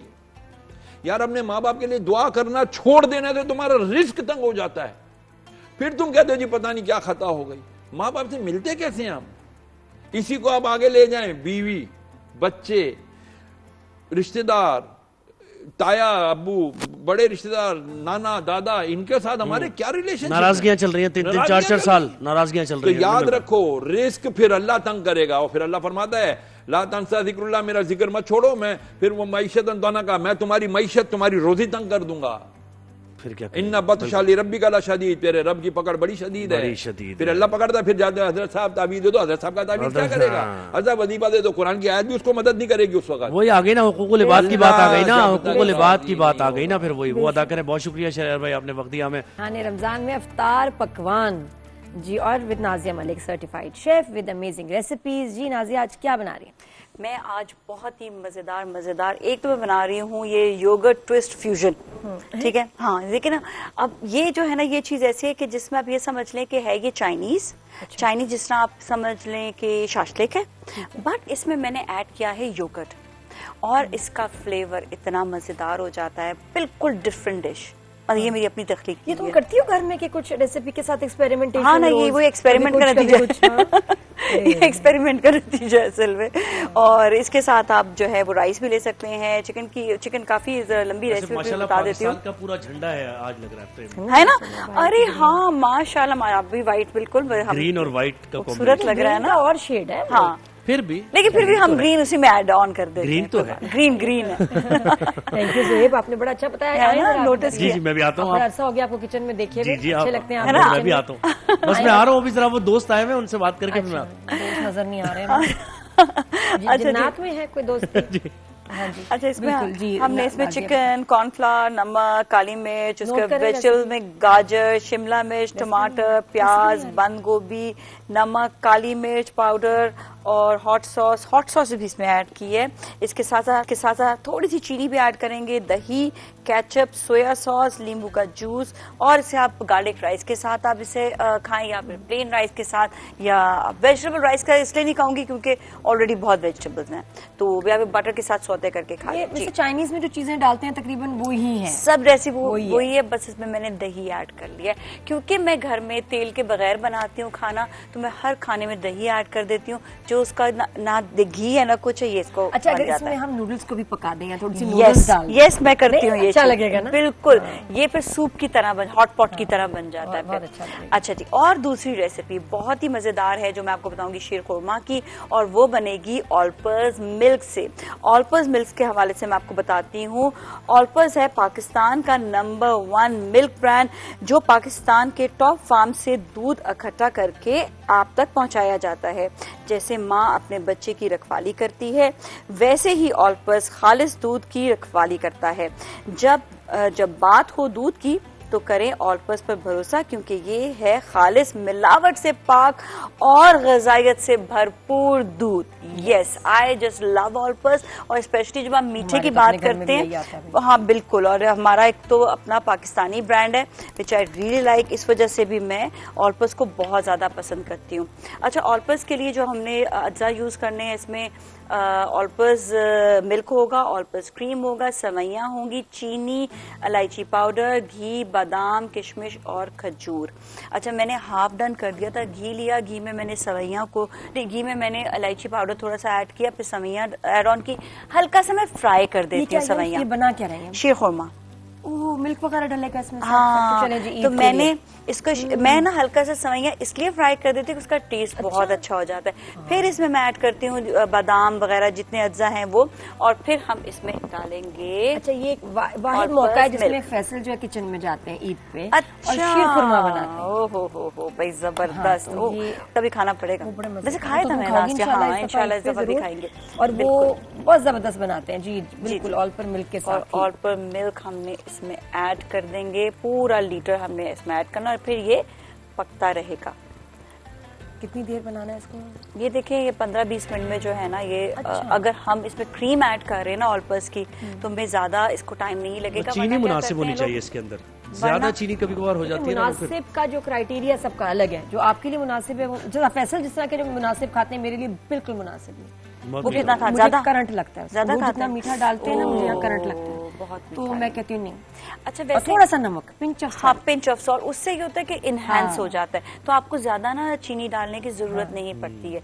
अच्छा, इसमें यह है कि अब ये पकता भी रहेगा, एंड में जब ये बिल्कुल बन जाएगा ना, थोड़ा सा इसका जो दूध है वो सवैयों में रच बस जाए, फिर हम इसमें ऑलपर्स की क्रीम ऐड कर देंगे। अभी इसको हम पकने के लिए साइड पर, और होना भी जरा थिक चाहिए। जी जी, ये थिक, शीर खुरमा होता ही थोड़ा सा थिक है। और मेरी आप सबसे गुजारिश है कि जी कभी शीर खुरमा बनाए तो उसको लंबा अरसा फ्रीज ना करें। हाँ, बस खाया जाए। पुरानी ईद का खा चुकी हूँ शीर खुरमा है जी। नहीं, सीरियसली? जी हाँ, जी हाँ, हम लोग कैसे? अब वो बुजुर्ग हमारी थी एक फैमिली की, तो हम अब्बा से डरते इतना थे हम, है ज़ोहैब, अब्बा ने कहा जा रहे हैं उनके वो बड़ी खाला के, खबरदार किसी ने कोई बदतमीजी, कोई सवाल, मेरे आती सवाल जवाब ना, सवाल जवाब चुप करके बैठना है, सही तरह वो जो नहीं तमीज से ट्रॉली में से खाना लेना है और खत्म करना है, जो लेना इंसान के बच्चे बन के बैठना। ट्रॉली की जरूर इंस्ट्रक्शन होती थी, खाना किस तरह खाना है। वो गए तो मैं और किचन में हेल्प कराने जाना है, हम खाला जी को हेल्प करने के शीर खुरमा बना रही थी, तो मैंने कहा शीर खुरमा तो है नहीं, कहती नहीं बड़ा अभी देती हूँ। फ्रीजर खोला, 2 पत्थर निकाले, ऐसे तोड़े, उसको दूध में डाल के पेश कर दिया, और फिर हमें खाना पड़ा। अच्छा, जब हमने खाया, चलो ये तो ठीक, मुझे पता, मैंने पूछा उनसे, मैंने कहा ये कब बनाया था आपने? कहती पिछले साल तो बनाया था। Oh my God. खाला जान ने, अब मैं गई और मैं शुभा को नहीं, और वो मुझे कह रहे नहीं नादिया, ये कुछ आप ज़ेब दास्तान कर रही हैं। खाना पड़ा, उस पे सितम ये कि खाला जान क्योंकि जरा एजेड थी, चीनी नहीं डाली, नमक डाल दिया। अल्लाह, सच में खाया 2 दफा खाया। मैंने कहा बहुत अच्छा, अब्बा सब खा रहे थे, मेरे अब्बा अम्मी सब ने खाया, और सबने खाया। टेस्ट कैसा था वैसे? भयानक। नमक वाला शीर खुरमा, वो मैं भूल गए यार, और हमने इतनी तारीफें की, लेकिन बस ये होता है दिल रखने वाली बात जो होती है ना, ये होती है। अच्छा, मुझे क्रीम जरा पास करेंगे? मैं अभी थोड़ी सी क्रीम इसमें ऐड कर रही हूँ ताकि इसमें थोड़ा थिकनेस आ जाए। देखो ये लिहाज था बड़ों का, ये जो हमारे बड़े जिस तरह इज्जत करते थे और जिस तरह हमसे भी उन्होंने करवाई कि नहीं भाई बुजुर्ग के पास जा रहे हैं, खबरदार, कोई शिकायत नहीं, कुछ नहीं। ये देखिए अब हम कहाँ बताते हैं बच्चों को? सही बात है ये, और ये रिस्पेक्ट की बात है। बच्चे जो है ना वो कहते हैं नहीं हमें पसंद नहीं आया, नहीं we didn't like it, we don't want to have it, ये वाली चीजें का टॉलरेंस नहीं है। अच्छा नाज़िया, साथ में ये जूसर क्या कर रहा है? कुछ ये आप ये देख लें, ये थिक हो गया, ठीक है। हमने इसमें सेवइयां भी ऐड ऑन की। आप जरा ड्रिंक बनाएं। ठीक है, ड्रिंक में मैं आपको बताती हूँ कि मैं बनाने वाली हूँ ड्रिंक बहुत ही मजेदार, और ये कैरमल क्रंच शेक है जो बनेगा बहुत ही जबरदस्त वॉल्स से। वॉल्स का हर फ्लेवर जो है ना, वॉल्स के जितने भी फ्लेवर्स हैं, वॉल्स का हर फ्लेवर किसी ना किसी का फेवरेट जरूर होता है, बच्चे हों या बड़े। वॉल्स की रेंज में सबके लिए कुछ ना कुछ जरूर मैंने है। पिस्ता खाया, इनका पिस्ता एंड कुल्फा का बॉक्स है, उफ वेरी नाइस वाकई। वॉल्स बढ़ाए खुशियाँ, वॉल्स हर मोमेंट और हर दिन को बनाए खास, और आज भी हम बना रहे हैं कुछ खासम खास। अच्छा जी, ये जो है, अच्छा कुछ लोग हमें ना देख के इसलिए खुश होते हैं कि देखो होस्ट किचन में खाना बना रही हैं, बच्चे कितनी प्यारी लग रही हैं। हम भी बना सकते हैं, हम भी कर सकते हैं, क्यों नहीं करें, बिल्कुल करें। यहाँ से खुलेगा, बड़ा आसान, बॉक्स भी बड़ा इजी है। मैं ना कहता था आपको ये कि आप अच्छे लगते हैं आप लोग किचन में, है ना? लोग भी कहते हैं होना चाहिए। मैं तो कहती हूँ सब घर वालों को, ज़ुहैब मिसिंग है यहाँ पर। और ये आपको चमचा हिलाने की मेरे स्टाइल से पता चल गया होगा कि मैं कितनी सुगड़ हूँ, है ना? लेकिन हेल्पिंग हैंड फिर भी आप कर रही हैं, है ना? अच्छा जी, ये हमने इसमें दूध ऐड किया और अब हम इसमें कैरमल ऐड कर रहे हैं, सॉस, ठीक है। तकरीबन हमने 2 टेबलस्पून ये ऐड किया, ठीक है। मुझे तो गुठली ना बने साथ में, नहीं बनेगी, ये वो हो चुका, ये जितना उसमें बनना था बिल्कुल भी गुठली नहीं बनेगी, अभी ये पकेगा। अच्छा, इसमें हमने ये कैरमल फ्लेवर का वॉल जो है 1 स्कूप हमने ये ऐड ऑन कर दिया, और एक हम चॉकलेट भी ऐड कर देंगे। वाओ, यम्मी यम्मी, बहुत ही मजेदार। क्या नाम है इस ड्रिंक का? इसका है कैरमल क्रंच शेक। अब इसको हम ब्लेंड कर देंगे, यम हो जाएगा। क्या बात, आज हमारी रेसिपी में बहुत खर्चा हुआ है, चेक करें आप। अरे ग्लास बहुत महंगी इंग्रेडिएंट्स हमने इसमें डाली हैं, लेकिन फिर स्पेशल है ना, ईद की बात है। ईद की बात है, देखिए ना, अब ईद के करीब जा रहे हैं तो जरा अब ये देखें ना कितना अच्छा इन्होंने काम किया इस वक्त। मेहमानों को खिलाना है तो फिर नो कॉम्प्रोमाइज, वाकई। मेहमान, घर वाले, फैमिली, सबके लिए जो है ना, मैं कहती हूँ कि होना चाहिए। क्रीम डाल दी बस, ये एंड में जब ये हाँ, बस अब क्रीम भी आई इसमें, और बस क्रीम भी अब ऐड कर देते हैं। नादिया इतना अच्छा आपने देख लो ना, आके देखो इतना अच्छी मिक्सिंग की है, सीरियसली। मैं उसको साइड से ऐसे कहती खोल रही थी सारे उसको ना, शीर खुरमा को खोल सा दिया। ये देखिए वाकई बहुत मेहनत। नादिया और नाजिया की क्या एफर्ट है, जबरदस्त, माशाल्लाह। वैसे इसमें ये तो मीठा बनाया आपने, सवैयां मिर्चों वाली भी बनती है ना? क्या? हाँ होती है, मैं बताऊं, ये वाली रेसिपी में ना मैंने सीरियसली खाया हुआ है। इसी रेसिपी में अगर जैसा ये जो हमने चाइनीज ये बनाया हुआ है ना फ्यूजन, इसी में आपने सवैयां ऐड कर लें पतली, और फिर खाएं। You are so right. ये भाई किचन मास्टर है, आपने स्पेन में खाया। मुझे बताइए किचन मास्टर कैसे हैं? ये बताइए, आपको रेसिपी किसने बताई है? जैसे बेगम ने बताई होगी जरूर। भाई देखें, लोगों को मुतासिर करने के लिए आपको खाना पकाना भी आना चाहिए, शेर व शायरी भी आनी चाहिए, तकरीर भी आनी चाहिए, बयान भी करना आना चाहिए। अच्छा ये बताएं, सहरिश आजकल क्या बना के खिला रही है? सहरिश आजकल उन्होंने मटन वगैरह ला के रखा है, कभी कीमा बना देती हैं, क्योंकि मुझे शौक है इन चीज़ों का। तो ये चीजें हैं, मटन कढ़ाई वगैरह है, फिर बीफ के कुछ आइटम्स हैं। अच्छा, कुछ आइटम्स हैं। बेस्ट क्या बनाती है सहरिश, ये बताओ बेस्ट उसका? सहरिश पाए बहुत अच्छे बनाती है, निहारी पाए, इस तरह की चीजें बहुत अच्छी बनाती है। ये तो बहुत पक्की डिशेज हैं। हाँ, ये वाकई वो बिल्कुल खातून खाना वाली जो होते हैं ना, दोनों चीजें वो साथ लेके चलती हैं। Very nice, thank you. तो हमारे साथ जफर भाई भी आ गए भाई, थैंक यू, आ गए।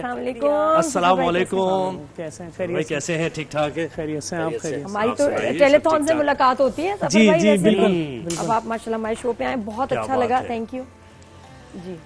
भाई ऐसी शख्सियत है कि दुनिया भर में जफर भाई को लोग जानते हैं, और जानने का जो यानी बैकग्राउंड है वो इतना ज़बरदस्त है कि जैसे मैंने कहा ना, पैगंबरों का शेवा है ये, खिदमत खल्क भी, तो जफर भाई इसमें पेश है। मैं माजरत भी चाहूँगा आप लोगों से, मुझे यहाँ पहुँचना था 1 घंटा पहले। असल में हम एक प्रोग्राम करते हैं, माँ हम भी ईद मनाएंगे जी, तो उसमें हम बच्चों को उनके वालिदैन आते हैं अपनी फैमिलीज़ के साथ, ओपन है पूरे शहर में जो भी आना चाहे, और वो आते हैं 23 रमज़ान से, और बाज़ार में जो कपड़ा उनको पसंद आता है वो कपड़ा अपने बच्चों के लिए, अगर वो अपने साथ में भाइयों के बच्चे लाएँ, बहनों के बच्चे लाएँ, 10, 12, 14 बच्चे भी हैं तो कोई मसला नहीं है, अपने 1 दिन से लेकर और 15 साल तक के बच्चों के, लड़के लड़कियों के फ्राक, कुर्ते, शलवार, हर चीज़ होती है।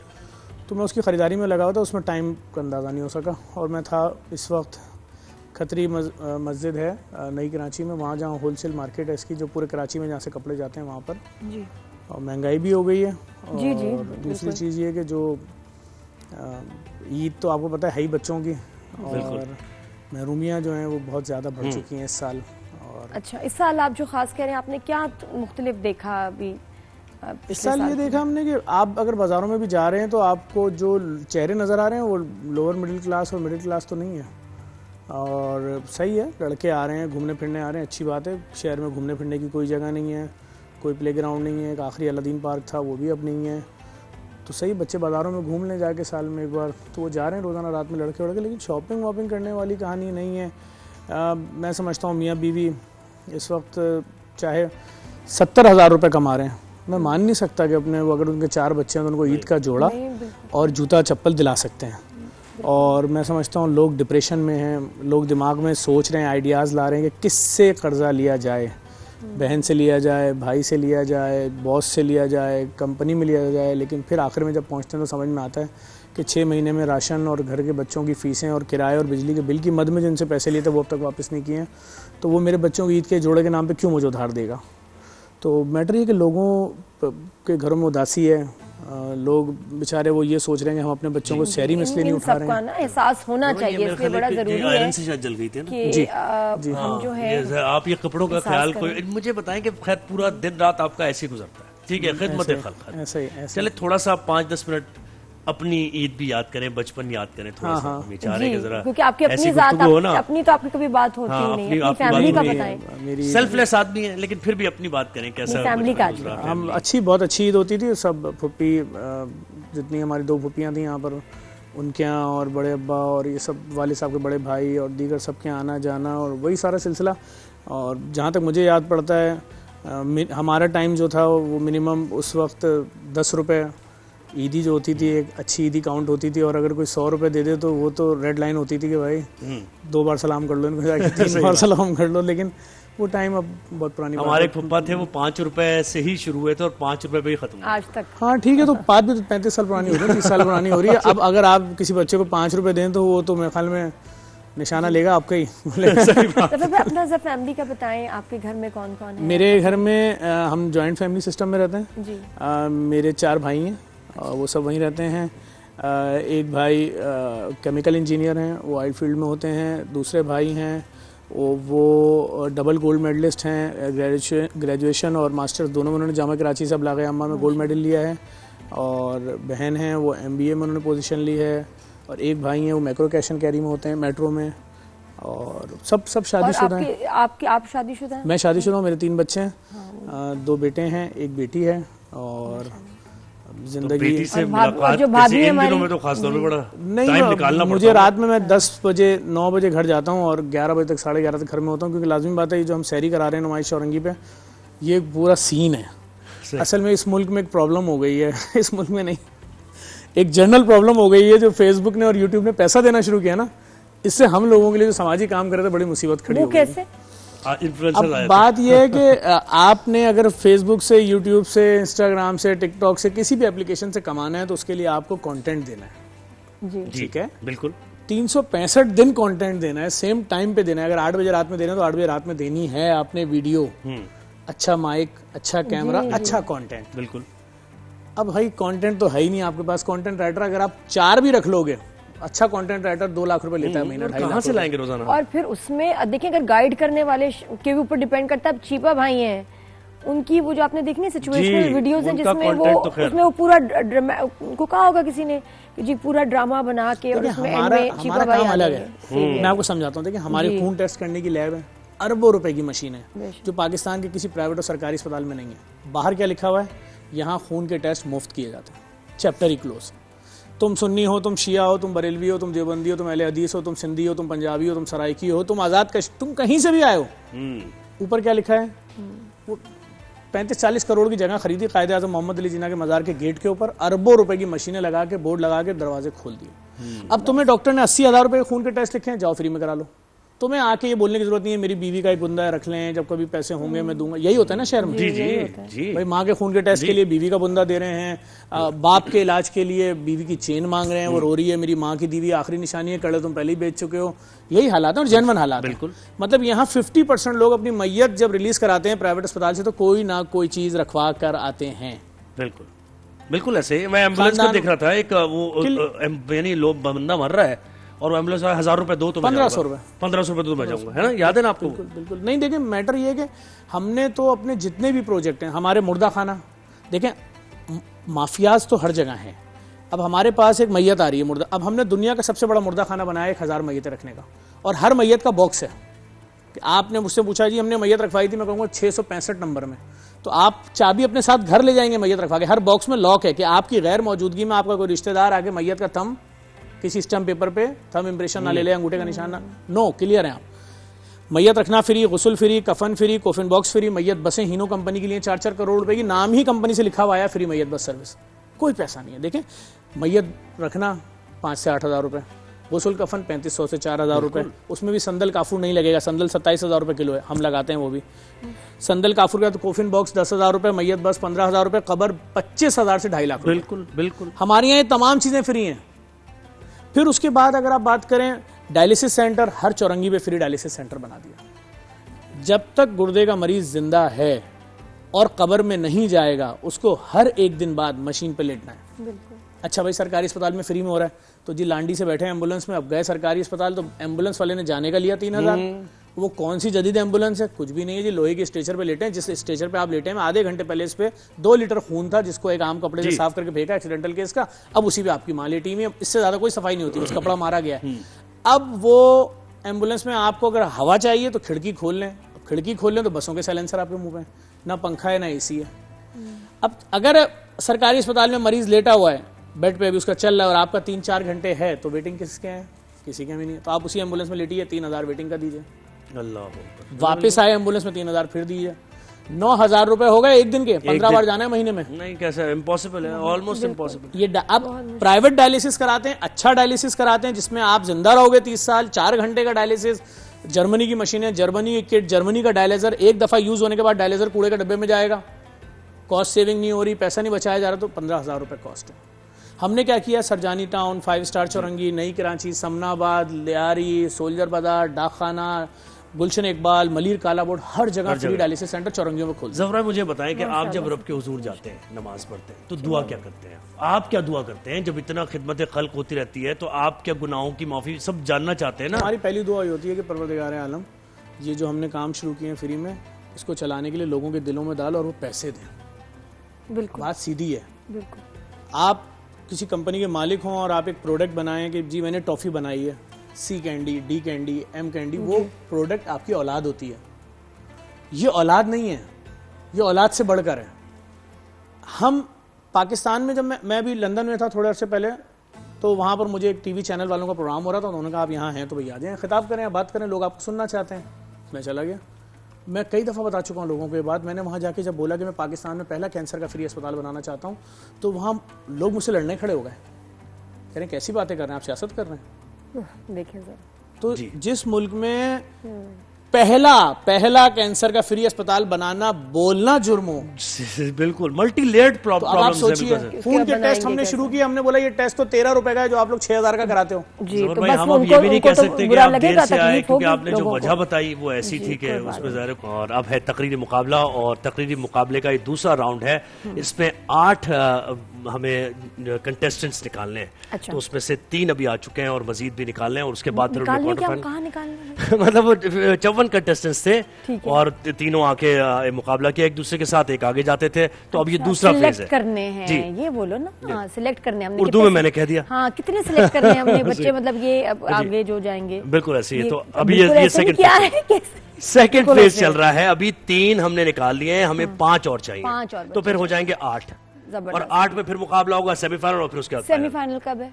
सेमीफाइनल हमारा है 27 को सेमीफाइनल है। ठीक है, ताकि जरा खास थोड़ी सी हम 27 को फाइनल है, 25 और 26 को जी 2 सेमीफाइनल, बिल्कुल 4-4 का मुकाबला होगा। बिल्कुल सही। 8 में से 4 निकल आएंगे। जी जी जी। मैं कह रहा हूँ, मैं तो सर को सुनता रहता हूँ और हमारे पास आते भी रहते हैं। मैं चाहूँगा आज इन बच्चों में जो जीतेगा उनको एक मोटरसाइकिल गिफ्ट देते हैं और उसके अलावा 3 मोबाइल फ़ोन देते हैं टच स्क्रीन, और अगर सर बोलते हैं तो तीनों को ही दे देंगे, लेकिन वो जैसा सर बोलेंगे वैसा कर लेंगे। क्या बात है, क्या बात है। और ये फूड पापा की तरफ से होगा, ठीक है ना? फूड पापा की तरफ से, माशाल्लाह, पापा की तरफ से मोटरसाइकिल और मोबाइल भी मिलने वाले हैं। 3 मोबाइल फोन देंगे, एक वालिदैन को दे दें, वालिद वालिदा को, एक इनका हो जाएगा। बिल्कुल सही। और इसमें घबराना अब नहीं है, ऐसा ना हो कि घबराहट शुरू हो जाए कि मोटरसाइकिल जीतनी है, कंपटीशन जीतना है फिर मिलेगी, लेकिन फंबल नहीं हो सकता। बिल्कुल फंबल हुआ तो बाइक यहीं। बिल्कुल ऐसे। अच्छा, मोटरसाइकिल भी अभी दे देंगे, हाथ के हाथ हमारे यहाँ से हाथ के हाथ ले जाए नुमाइश औरंगी से। पीछे लेके आ रहा था? नहीं, नुमाइश औरंगी जाना पड़ेगा, नुमाइश औरंगी से लेने आगे जेडीसी की शहरी से चाबी दे देंगे, आपको बाइक दे देंगे, चाबी दे देंगे, मिलेगी बाइक। बिल्कुल ऐसे, जो वादा करते हैं जफर भाई वो पूरा करते हैं, ये तो हमें पता है, ये मालूम है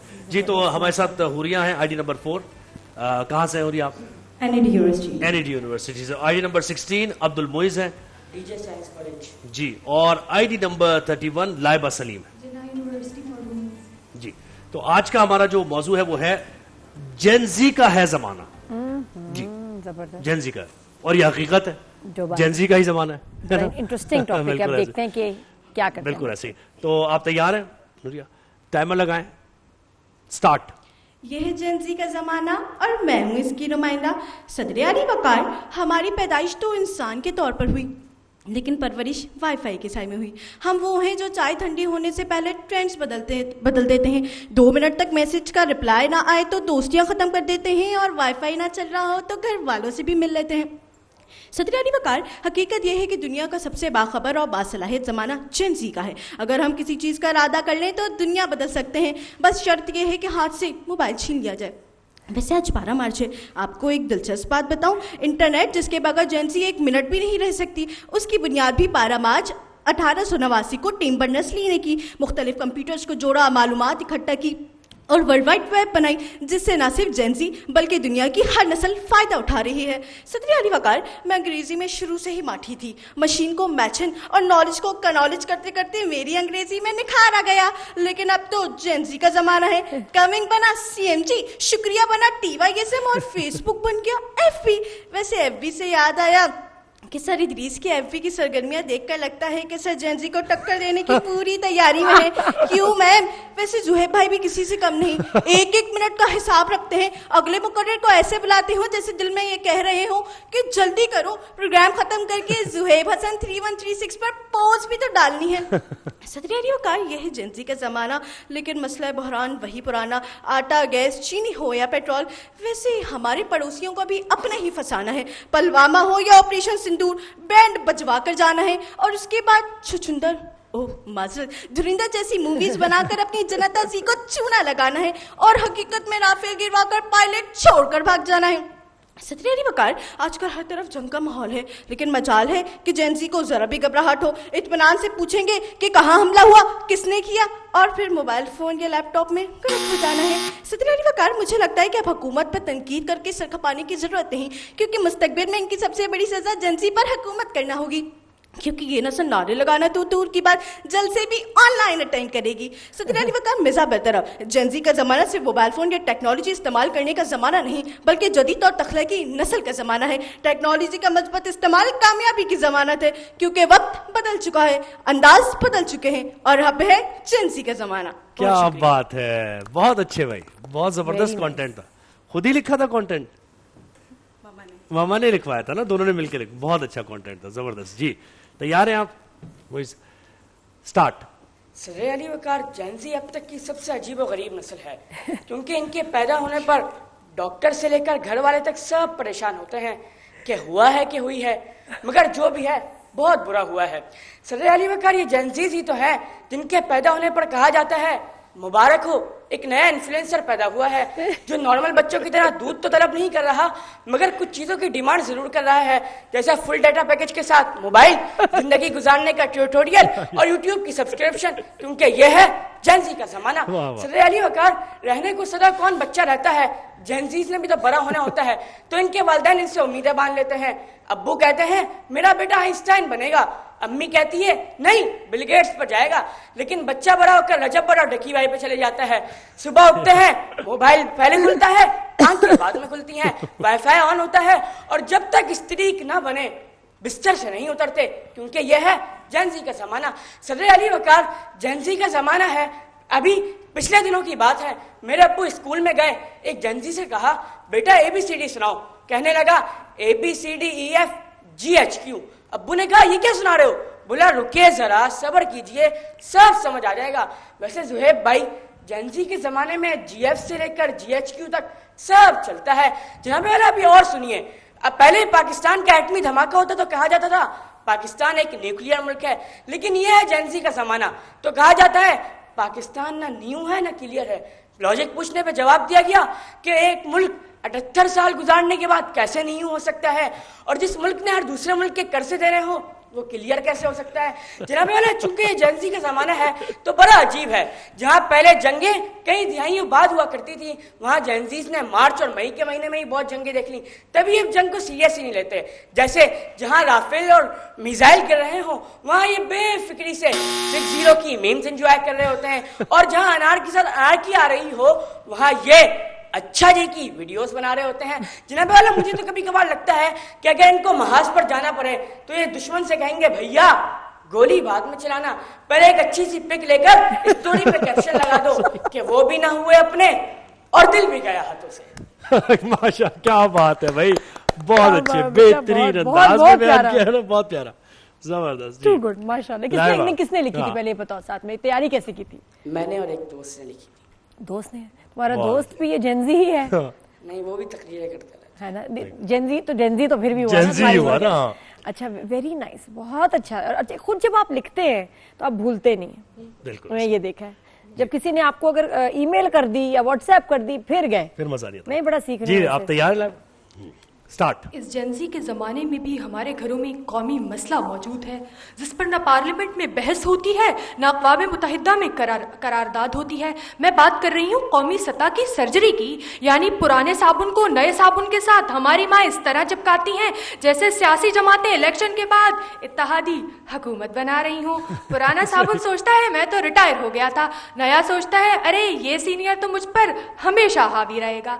सदर मोहतरम, ये जेंजी का ज़माना है कि जहां पकवान सेंटर वाले 1 किलो की बिरयानी की प्लेट में आधा किलो का लंबा चौड़ा मोटा हट्टा कट्टा आलू डाल देते हैं। अब बंदा बिरयानी खाते हुए ये जरूर सोच रहा होता है बिरयानी तो कम मिली, अलबत्ता आलू के साथ प्रेस कॉन्फ्रेंस जरूर करा दी गई। सदर मोहतरम, ये जेंजी का दौर है जहां कोई नादिर भाई नादियाबाजी बनने की कोशिश करते हैं, पर मैं तो अपनी नादिया से कहूंगी मेरी सोनी सवाणी तू ठीक है। सदर मोहतरम, अब जुहेब भाई की बचत हो गई, क्योंकि वैसे ये भी हो सकता था कि कोई जेंजी के दौर की जोहा जुहेब भाई बनने में वक्त थोड़ी लगाती।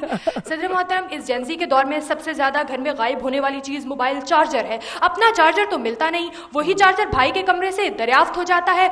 पूछो तो कहते हैं ये मेरा चार्जर है। मुझे लगता है ये चार्जर भी सियासी वफादार है, कभी इधर पाया जाता है कभी उधर पाया जाता है। सदर मोहतरम, इस जेंजी के दौर का मेरा कवारा भाई रमजान में पहली सफ में बैठा दुआ मांग रहा था कि उसका रिश्ता पक्का हो जाए। सदर मोहतरम, मस्जिद से बाहर निकलते ही उसे अंदाजा हुआ कि उसको के जूतों को तो कोई चोर रिश्ता पेश कर चुका है। तो मैं अपने मासूम भाई से बस ये कहना चाहूंगी, वो दौर था 55 का, ये दौरे जेंजी है। सदर मोहतरम, कुछ टाइम पहले हम पर ई चालान की भी एक मुश्किल मुसल्लत कर दी गई। हर गली हर कूचे हर चौराहे में कैमरे लगा दिए गए। मुझे लगा ये कैमरे इसलिए लगाए गए हैं ताकि ट्रैफिक के कवानीन न टूटे, लेकिन इससे सबसे ज्यादा नुकसान तो यूनिवर्सिटी रोड के कपल्स को हुआ जो अपनी माशूकाओं के बाइक पे बिठाकर पूरे कराची की खाक छाना करते थे। अब पैदल चलने पर मजबूर हैं कि कहीं पिक्चर घर आ गई तो घर वाले ये नहीं कहेंगे कि 5000 की ओवर स्पीडिंग क्यों की। सवाल ये होगा कि पीछे किस मानू बिठाया सी।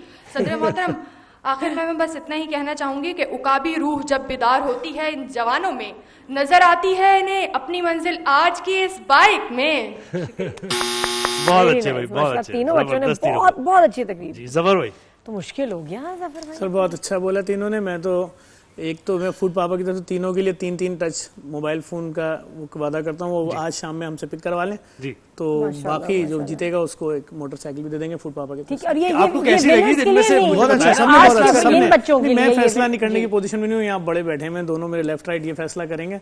मैं तो इनकी आधी बातें सुन रहा था, आधी अपनी चीजें सोच रहा था कैसे पहुंचूंगा, ट्रैफिक बहुत होगा। अरे यार, लेकिन बहुत अच्छा बोला उन्होंने, कमाल बोला, कमाल, हर एक ने बहुत अच्छा बोला। अच्छा सर भाई, ये जो आप बाइक का और ये फिनाले में जो बच्चे होंगे उनको देंगे और विनर को बाइक मिलेगी? नहीं, उनको भी दे देंगे।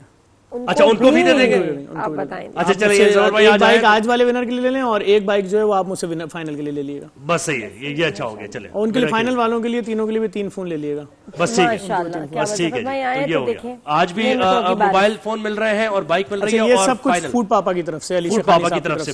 बिल्कुल ऐसे ही अली शेखानी साहब बड़ा बेहतरीन काम कर रहे हैं आपके साथ मिलकर। बिल्कुल 4 शुरा होंगे जी, फाइनल में 4 शुरा। विनर को बाइक, फाइनल में आप 8 मोबाइल फोन ले लीजिएगा, टच मोबाइल सबको 2-2 दे दिएगा। चले ठीक है, चले जी, ये हो गया। तो अब फाइनल जो विन करेंगे इस कंपटीशन को, उनको बाइक मिलेगी और जो कंटेस्ट कर रहे होंगे चारों को मोबाइल, टच स्क्रीन मोबाइल भी मिलेगा। और आज के जो कंटेस्टेंट है उनको मोबाइल फोन मिलने वाला है और एक बाइक मिलने वाली है विनर को जो आगे जाए। माशाल्लाह जी इदरीस भाई, खास दिन है, जफर भाई आए। रुखसाना साहिबा से कहूंगा कि नंबर दे। जफर भाई, कोई एक खास किसको अगर आपके हिसाब से जो बेस्ट हो? बेस्ट आप हैं मैडम। आप बाइक चलाना शुरू करें, हम आपको 4 बाइकें दे देंगे। हम तो चाहते हैं खवातीन को आप मोटिवेट करेंगे, भाई बाइकें खुद चलाएं। बिल्कुल नहीं, मैंने कहा इनमें से अगर आपको एक को इंतखाब करना पड़े। तीनों ने बहुत अच्छा बोला, किसी के साथ जाती नहीं करना। अभी बाइक्स दी है ना, सिंध हुकूमत ने इनिशिएटिव लिया है। अच्छा है, बहुत अच्छा, जरूरी है। मैं समझता हूँ खवातीन को आना चाहिए मैदान अमल में और किसी से घबराने की जरूरत नहीं है और काम करें, खुल के काम करें। बाकी नहीं, मुश्किल भी है क्योंकि जी आप इदरीस भाई तो कुछ लिख रहे हैं, अभी फैसला चल रहा है, आप बताएं। जी आज सच्ची मुच्ची हम मुश्किल में, हमेशा आप लोग लिखते हैं कि जजेस जो हैं वो मुश्किल में आ गए और मुझे तो ऐसा लग रहा है अभी नंबर टोटल हो जाएंगे तो पता चल जाएगा कि अब हवाएं ही करेंगी रोशनी का फैसला। बिल्कुल इतना हर एक का स्टाइल बहुत खूबसूरत, अंदाज, फेस एक्सप्रेशन, हुरिया के भी, लाइबा के भी और मुइज के भी। मुझ से बिल्कुल उम्मीद नहीं थी, मुझे ऐसा लग रहा था कि वो संजीदा बच्चा है तो किस तरह करेगा, लेकिन गजब के फेस। अच्छा, लेकिन आप ये भी हो सकता है ना कि इनमें से 2 भी आगे जा सकते हैं। जी हाँ, ये हमने पहले कह दिया था जब कंपटीशन शुरू हुआ था, और उन दोनों में से जिसके ज्यादा पॉइंट्स होंगे उसे बाइक मिलेगी। जी ठीक है, आगे दोनों ही जाएंगे, लेकिन जिसके सबसे ज्यादा होंगे उसे बाइक मिलेगी और बाकी 3 को मोबाइल में। ये वाजे मैं क्लियर कर दूंगी ये बात। जी जी, फैसला तैयार है, तैयार है। हम ऐलान करते हैं 3rd, 2nd एंड 1st। ठीक है, जो फर्स्ट वाले हैं उनको बाइक मिल जाएगी। जी जी बिल्कुल ऐसे। जफर भाई साथ बैठे हुए मेरे साथ लेके जाएंगे। और 2nd वाले को हम जो प्राइज इन्होंने दिया वो तो मिलेगा। ठीक है, वो हमारा ऑप्शनल नाम होगा जी, क्योंकि कुछ शुरका ऐसे हैं कि जो पंजाब से आए हुए थे। जी जी, तो 1-2 की तबीयत नासाज हो गई और वो सिलेक्ट हो गए थे, लेकिन वो पार्टिसिपेट नहीं कर पाएंगे 8 में। तो अगर स्लॉट बन जाता है तो जो आज के 2nd हैं वो उन स्लॉट्स में शामिल है। ठीक है, बिल्कुल सही। ठीक है, आज के इस मुकाबले में 3rd पोजीशन हासिल की है लाइबा सलीम ने। लाइबा सलीम 3rd पर। और 2nd पोजीशन हासिल की है हुरिया नूर ने। हुरिया 2nd पे। और 1st पोजीशन हासिल की है, मार्क्स बहुत कम है, कट टू कट है, लेकिन ज़ाहिर है हमें एक का फैसला करना है। 1st पोजीशन अब्दुल मुइज आज के विनर हैं और अब्दुल मुइज को फूड पापा की तरफ से बाइक भी मिल रही है, मोबाइल फोन भी मिल रहा है और आप दोनों को भी एक मोबाइल फोन मिल रहा है। नहीं, एक नहीं है, 3 मोबाइल फोन है तीनों के। अरे माशाल्लाह सर भाई, ये तो एक माँ बाप के लिए भी है ना। अच्छा, पेरेंट्स के लिए भी है भाई, आपके पेरेंट्स के लिए भी है। जबरदस्त हो गया है, तो बेहतरीन हो गया है माशाल्लाह। क्या ऐलान, क्या दिन जो है ना तुम आए हो, क्योंकि जफर भाई आए हुए। नहीं, मैं नहीं, है तो फूड पापा की तरफ से, अली शेखानी साहब की तरफ से, उन्होंने मुझे बोला हुआ था। मैं अच्छा, बेहतरीन। तो जनाब ये हुआ आज का कंपटीशन और अब हम एक ब्रेक लेंगे। फ्रेंड को तुम दोगे। अच्छा, ब्रेक से पहले हम अगर जी ब्रेक से पहले गिफ्ट हैम्पर्स, आज तो देखिए मोबाइल भी मिल रहा है, फिर गिफ्ट हैम्पर्स भी है। मैं मोइज को कह रही हूँ, तुम्हारे दोस्त का नाम क्या है? अली कितना बड़ा है? कितना बड़ा है? अच्छा खासा बड़ा है। अरे वाह माशाल्लाह, मतलब इतने बड़े दोस्त नहीं हुए तुम्हारे भाई। डिबेट क्या है? डिबेट सर्कल, उसको एक मोबाइल में जरूर देना, अभी ऑन एयर भी प्रॉमिस हो गया। अगर हेल्दी लाइफ चाहते हैं तो सुकून ब्रांड को इनकॉर्पोरेट करें अपनी जिंदगी में, और ग्लोबली रिकॉग्नाइज ब्रांड है। एक भाई आपके साथ भी जी जी जी। तो अब हमें एक ब्रेक लेना है, ब्रेक के बाद हम वापस आएंगे।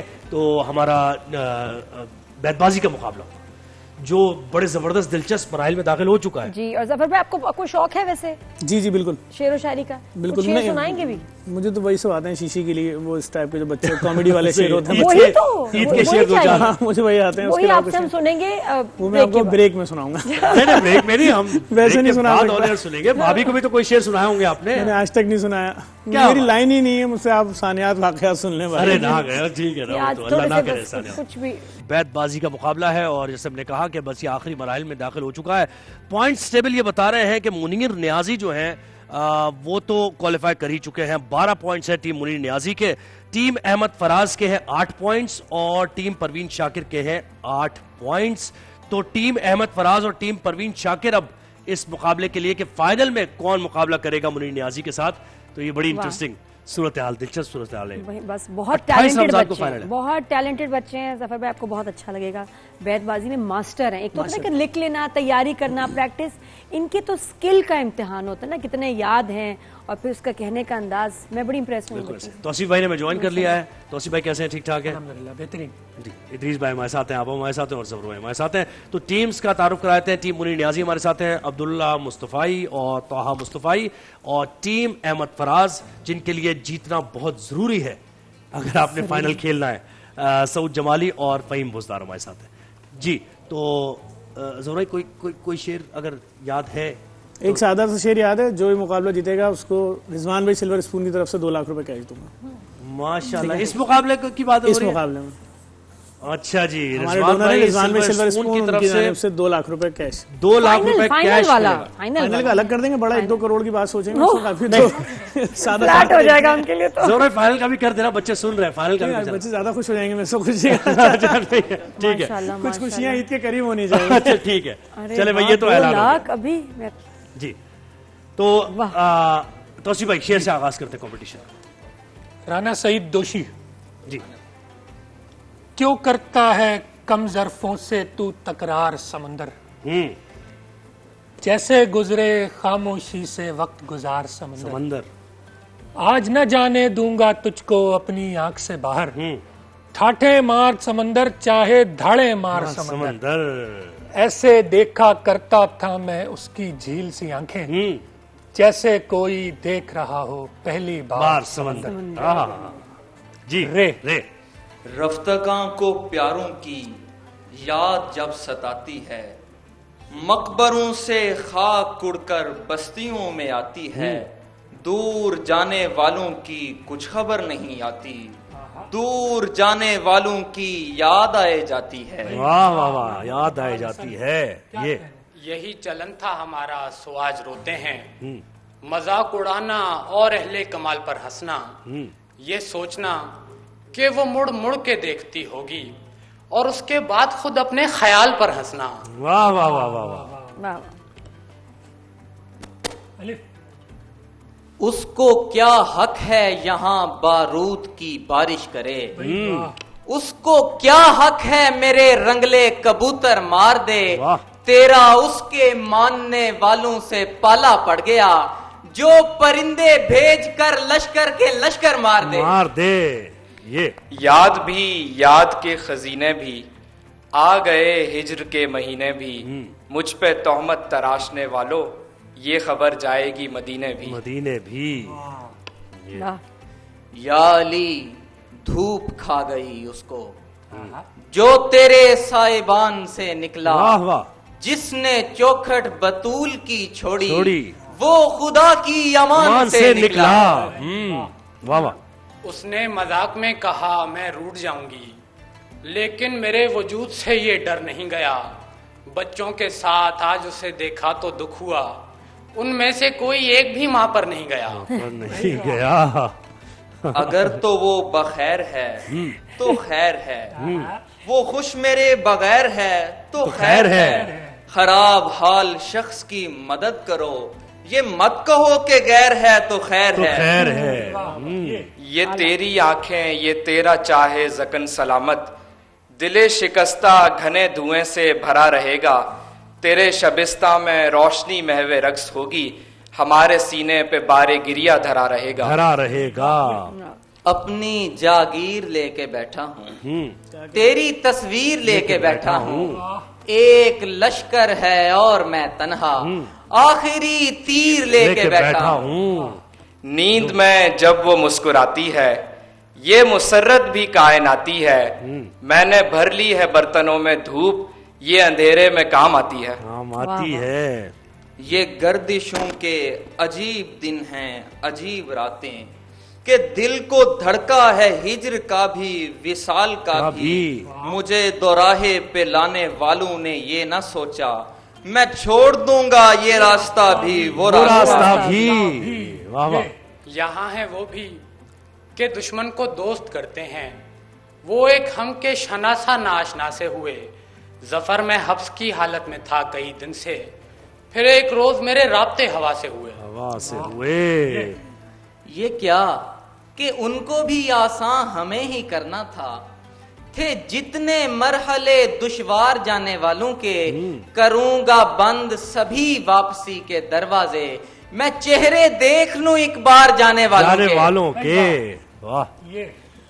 ये और बात कि महसूस तक न होने दूं, जकड़ सी लेती है दिल को तेरी कोई कोई बात। खुशी हुई कि मुलाकात रायगा न गई, उसे भी मेरी तरह याद थी कोई कोई बात। कोई बात। तन्हाई को रेहल बनाया, हैरत को फानूस किया, पहली बार खुदा को हमने याद नहीं महसूस किया। अश्के गम दीदाए पूर्णम से संभाले न गए, ये वो बच्चे हैं जो माँ बाप से पाले न गए। ये है बात जुदा वो हमसे कह न सके, वरना ख्वाब तो गूंगे को भी आते हैं। हर फरमाइश आइंदा पर टालता हूँ, बच्चे मुझसे झूठ बहुत बुलवाते हैं। अल्लाह। नींद के जैसा कोई फन है मेरे हाथों में, जिसको छूता हूँ उसे ख्वाब बना देता हूँ। सौंपिए सारे जमाने की उदासी मुझको, लाइए मैं इसे नायाब बना देता हूँ। वाह वाह वाह। निकल चलो कि अब यहाँ आदाब की वईद है, यहाँ तो अब मोहब्बतों का मान भी नहीं रहा।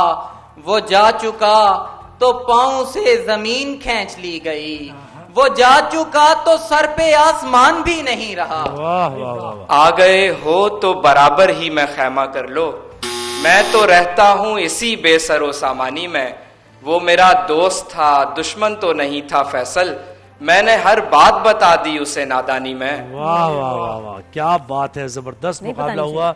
और जफर भाई यहाँ है तो मुझे एक शेर याद आ गया कि मुफलिस के बदन को भी है चादर की जरूरत, मुफलिस के बदन को भी है चादर की जरूरत, अब खुल के मजारों पे ये ऐलान किया जाए। तो ये जनाब मुकाबला हुआ। जफर भाई कैसा लगा इस मुकाबले को देखकर? जेंजी जिस तरह बहुत अच्छा लगा, और ये बलूचिस्तान की नुमाइंदगी कर रहे हैं, ये देख के और खुशी हुई। आप पंजाब देखा, मैं ये बोल रहा हूँ ये एक्सेंट जो है, ये बोल तो उर्दू बहुत अच्छी रहे, लेकिन ये शाइस्तगी और तमाम चीजें मैं नोट कर रहा था। पंजाब में किस जगह से? इदारतुल मुस्तफ़ा गुजरांवाला। हाँ, तभी अपने साकिब रज़ा मुस्तफ़ाई साहब के नाम की तरह फ़ख्र पाकिस्तान है, और बड़ी मैं उनकी सारी तकरीरें सुनता भी हूँ। कमाल है भाई, पूरे पाकिस्तान से ये कंटेस्टेंट्स आए। बड़ी बात है, बड़ी बात है। आपने देखें कराची में आपने पंजाब भी खड़ा किया हुआ है, बलूचिस्तान भी खड़ा हुआ है, कराची खुद बैठा हुआ है यहाँ पर, और बिल्कुल ऐसे कमाल है। लेकिन जफर भाई देखें जो हालात वाक़यात चल रहे हैं, हम यूनिटी की तो बात करते हैं, लेकिन जब डिप्राइव्ड हो कौमें, देखिए ना, हम हमेशा कहते हैं कि मुत्तहद होना चाहिए, इत्तेहाद होना चाहिए, लेकिन जब हम हक ना दे रहे हो किसी को। अभी तो इत्तेहाद हो गया है ना, अभी तो देखें भूख सबके घरों में जी। अभी लोगों की बिजली सबकी बराबर कट रही है। इस वक्त हजारों घर ऐसे हैं जिनके घरों की बिजली सिर्फ इस बात पे कटी हुई है कि जी आपने 2 दिन बिजली का बिल नहीं दिया, और लोग नहीं दे सकते जी, वो नहीं दे सकते। जितनी तनख्वाह थी उतने में राशन नहीं आया। कितने लाखों घर हैं जिनके घरों में एक दिन पकोड़ा नहीं बना है, एक दिन।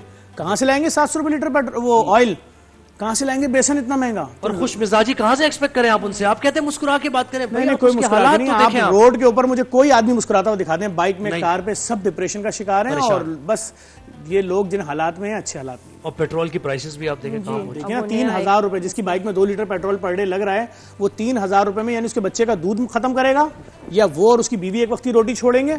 लोगों के हालात अच्छे नहीं है। अब बात ये है कि अब ये कब निकलने वाले हैं, ये तो एक लश्कर रेडी है घरों में, जो बस रोटी के नाम पे निकलेगा। ये लोगों के हालात ऐसे हो गए हैं लफीज और ये मैं पाकिस्तान की बात कर रहा हूँ। तालीम पहली प्रायोरिटी है हमें स्कूलों में, लेकिन वैसे पूरी दुनिया में हालात कुछ अच्छे हैं नहीं, हर जगह ही मसाइल है। और जहाँ जिधर जंगें हो रही हैं वहाँ सोचें कि ये नहीं पता कि किस लम्हे घर पे ऊपर जो है बमबारी शुरू हो जाएगी। तो इसलिए अल्हम्दुलिल्लाह फिर भी हम लाखों करोड़ों से बेहतर हैं, बहुत अच्छे हैं, बहुत अच्छी ज़िंदगी गुजार रहे हैं और बहुत अच्छी जो है लीडरशिप के अंडर है। हमारी मिलिट्री, हमारी गवर्नमेंट एक्सेप्शनल है। तो we should be very proud and I feel कि हम इतने स्ट्रॉन्ग हैं माशाल्लाह बीइंग पाकिस्तानी, क्योंकि हम माशाल्लाह इतने स्ट्रॉन्ग लीडरशिप के अंडर हैं। अल्हम्दुलिल्लाह अल्लाह जो है ये थोड़ी बहुत जो मुश्किलात है ये भी मिल के इंशाल्लाह इन दोनों से। लेकिन ये कि निशानदेही करना जफर भाई ऐसा नहीं है कि आप किसी की हुब्बुल वतनी को चैलेंज कर दें। हम ही है ना जो बुराइयों की निशानदेही करेंगे ना। हम बुराई की बात ही नहीं कर रहे हैं। हम अगर भूखे को पेट भरा बोलेंगे तो लोग हमें पागल बोलेंगे। ये देखिए ना, ये बात हो गई ना। बिल्कुल ऐसे जो हकायक है वो भी दिखाने हैं और बेहतरी की उम्मीद करनी है और अरबाब इख्तियार को ये बताना है कि आपकी प्रायोरिटीज क्या है।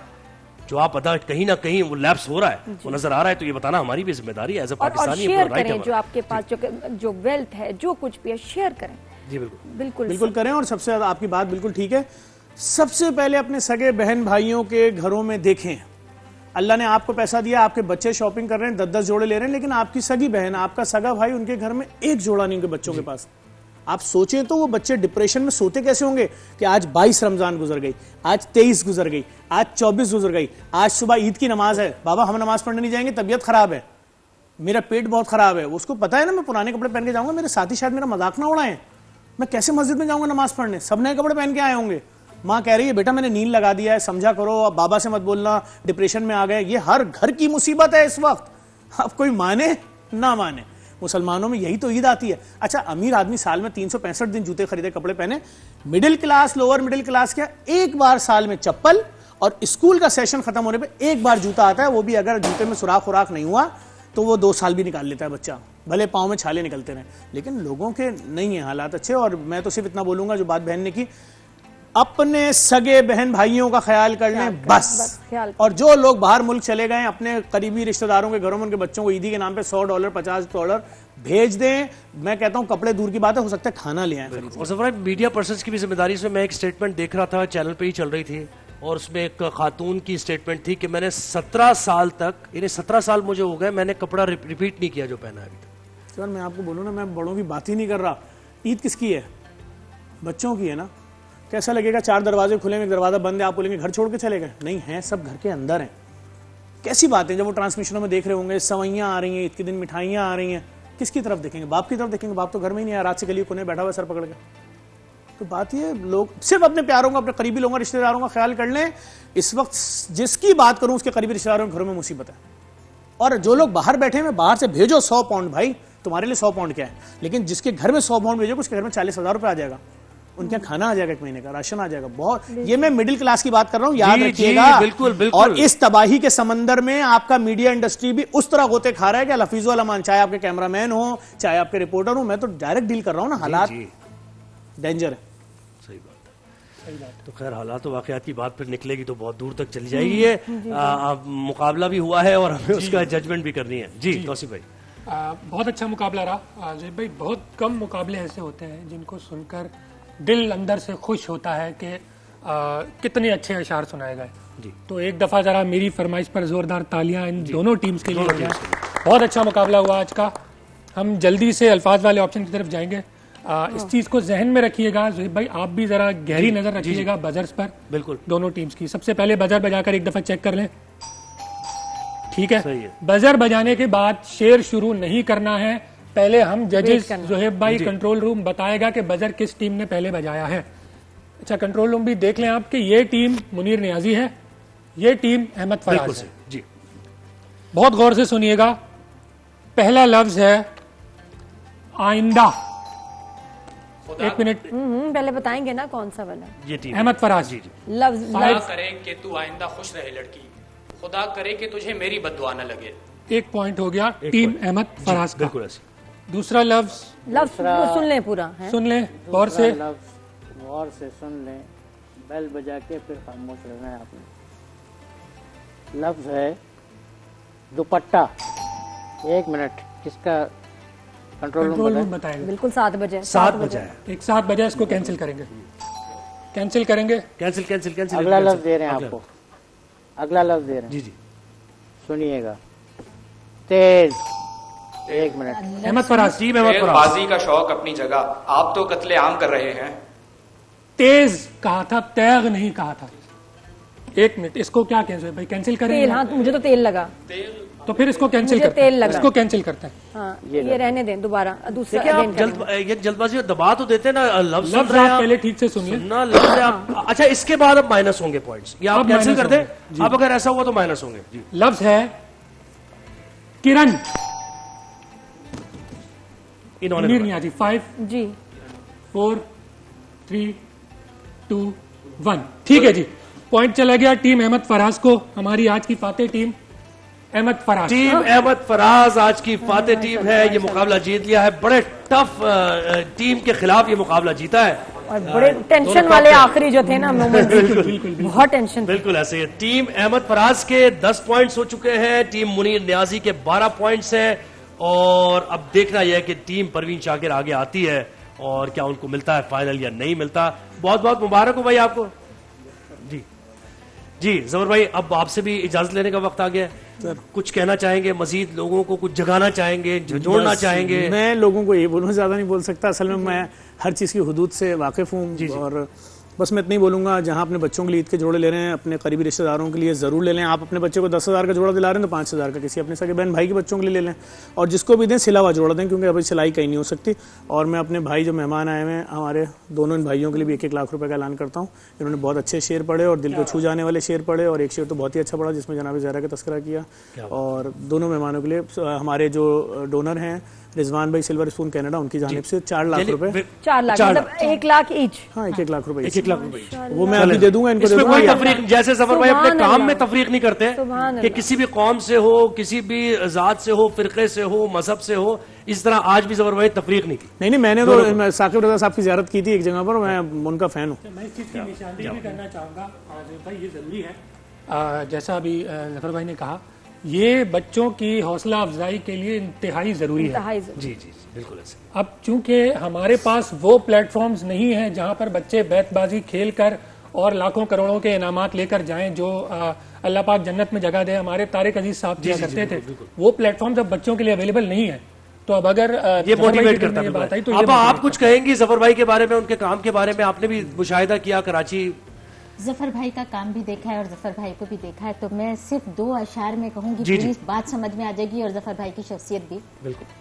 आबो हवा तो यूं भी मेरा मसला नहीं है, मुझको तो एक दरख्त लगाना है और बस। वाह। जो सो रहे हैं जाग ही जाएंगे एक दिन, जो जागते हैं उनको जगाना है और बस। क्या बात है। टूटी हुई मुंडेर पे छोटा सा एक चिराग मौसम से कह रहा है कि आंधी चला के देख। जहाने रमजान में रोजा कुशाई सेगमेंट, और बहुत प्यारा मुझे सेगमेंट लगता है। इसमें बहुत अच्छे प्यारे प्यारे बच्चे हमारे पास आते हैं, नात सुनाते हैं, हम सुनाते हैं, सूरत सुनाते हैं। बिल्कुल मासूम मासूम से बच्चे, और अभी भी कितने प्यारे प्यारे बच्चे हमारे साथ, दोनों बहन भाई हैं।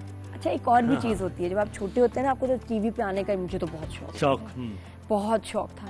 तो एक वो भी शौक होता है कि हम स्क्रीन पे होंगे, टीवी पे होंगे, हमें सब देख रहे होंगे, तो वो भी एक खुशी होती है। वो भी खुशी थी। उस खुशी पे कुछ बच्चे चुप हो जाते हैं। अब्दुल्ला को तो नहीं लग रही मुझे खुशी। अब्दुल्ला है क्यों नहीं? तो अच्छा स्माइल तो कुछ दो अब्दुल्ला 8 साल के हैं और इनकी बहन 9 साल। ज़ैनब तो मेरी बेटी का नाम भी है, ज़ैनब ज़ुहैब। कैसे कैसे ज़ैनब, मुझे बताओ, आप बड़ी आप हो ना, तो ये मुझे बताओ कि घर में लड़ाई तो नहीं होती ना? नहीं। अच्छी तरह प्यार से रहती हो। तो बड़ी आप ही कैसे जो है ना अब्दुल्ला को समझाती है छोटे भाई को? मार मार के समझाती है। अरे ये क्या बात हुई यार, मार मार के कौन समझाता है भाई को छोटे? कल्चर वही है हमारा अभी भी। ये क्या बात, बचपन से तो चल अच्छी रहा है। बात नहीं। इतना प्यारा सा भाई है, इसको कैसे मारती हो तुम? मारते हुए रहम नहीं आता? अच्छा, मारना तो बिल्कुल नहीं चाहिए, लेकिन किस बात पे मारती हो? क्या करता है इसे? मारता है बड़ी बहनों को। यार ये कितनी बड़ी बहनों को मारता है। ये भी वही करता है ना? है ये इतना मासूम सा? मारने वाला तो है ही नहीं ना बात। ठीक है, लेकिन अगर ये कि आप ही मार भी देना, भाई नहीं मार सकते वापस, क्योंकि बॉय हैं और वो गर्ल को तो हाथ उठा ही नहीं सकते। बिल्कुल है ना? तुम बस ऐसे कर दिया करो। आप भी क्या कर रही हैं? है ना भाईजान? सही कह रहे हैं हैं अब्दुल्ला? हाँ। क्या आप ही को क्यों तंग करते हो, मुझे बताओ। आप ही तंग करती जब समझ नहीं आ रहा नाजरीन और हाजरीन के पहले आप ही तंग करती है या छोटा भाई छोटे तंग भाई करता है? क्या वो आपकी कुछ चीज ले लेती है?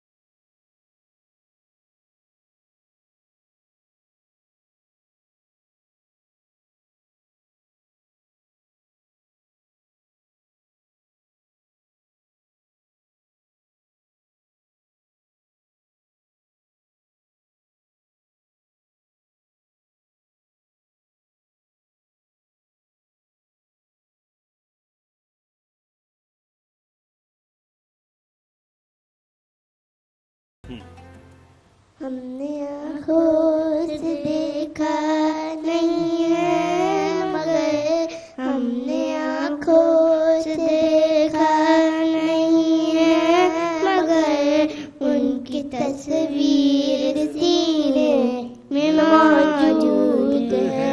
जिसने लाकर कलामे इलाही दिया, जिसने लाकर कलामे इलाही दिया, जो नबी के वसीले में मौजूद है। जिसने लाकर कलामे इलाही दिया, जिसने मदीने में मौजूद है। सुभान अल्लाह, क्या बात है, क्या बात है। अच्छा अब ये मुझे बताओ, ईदी कितनी मिलती है आपको? है ईदी पुप्पो लोग देते हैं। पुप्पो लोग, मम्मी डैडी और कौन? और कितनी ईदी हो जाती है? ज्यादा होती है। कितनी कितनी मिलती है? पुप्पो का नाम ले लिया, खाला का भी ले लो।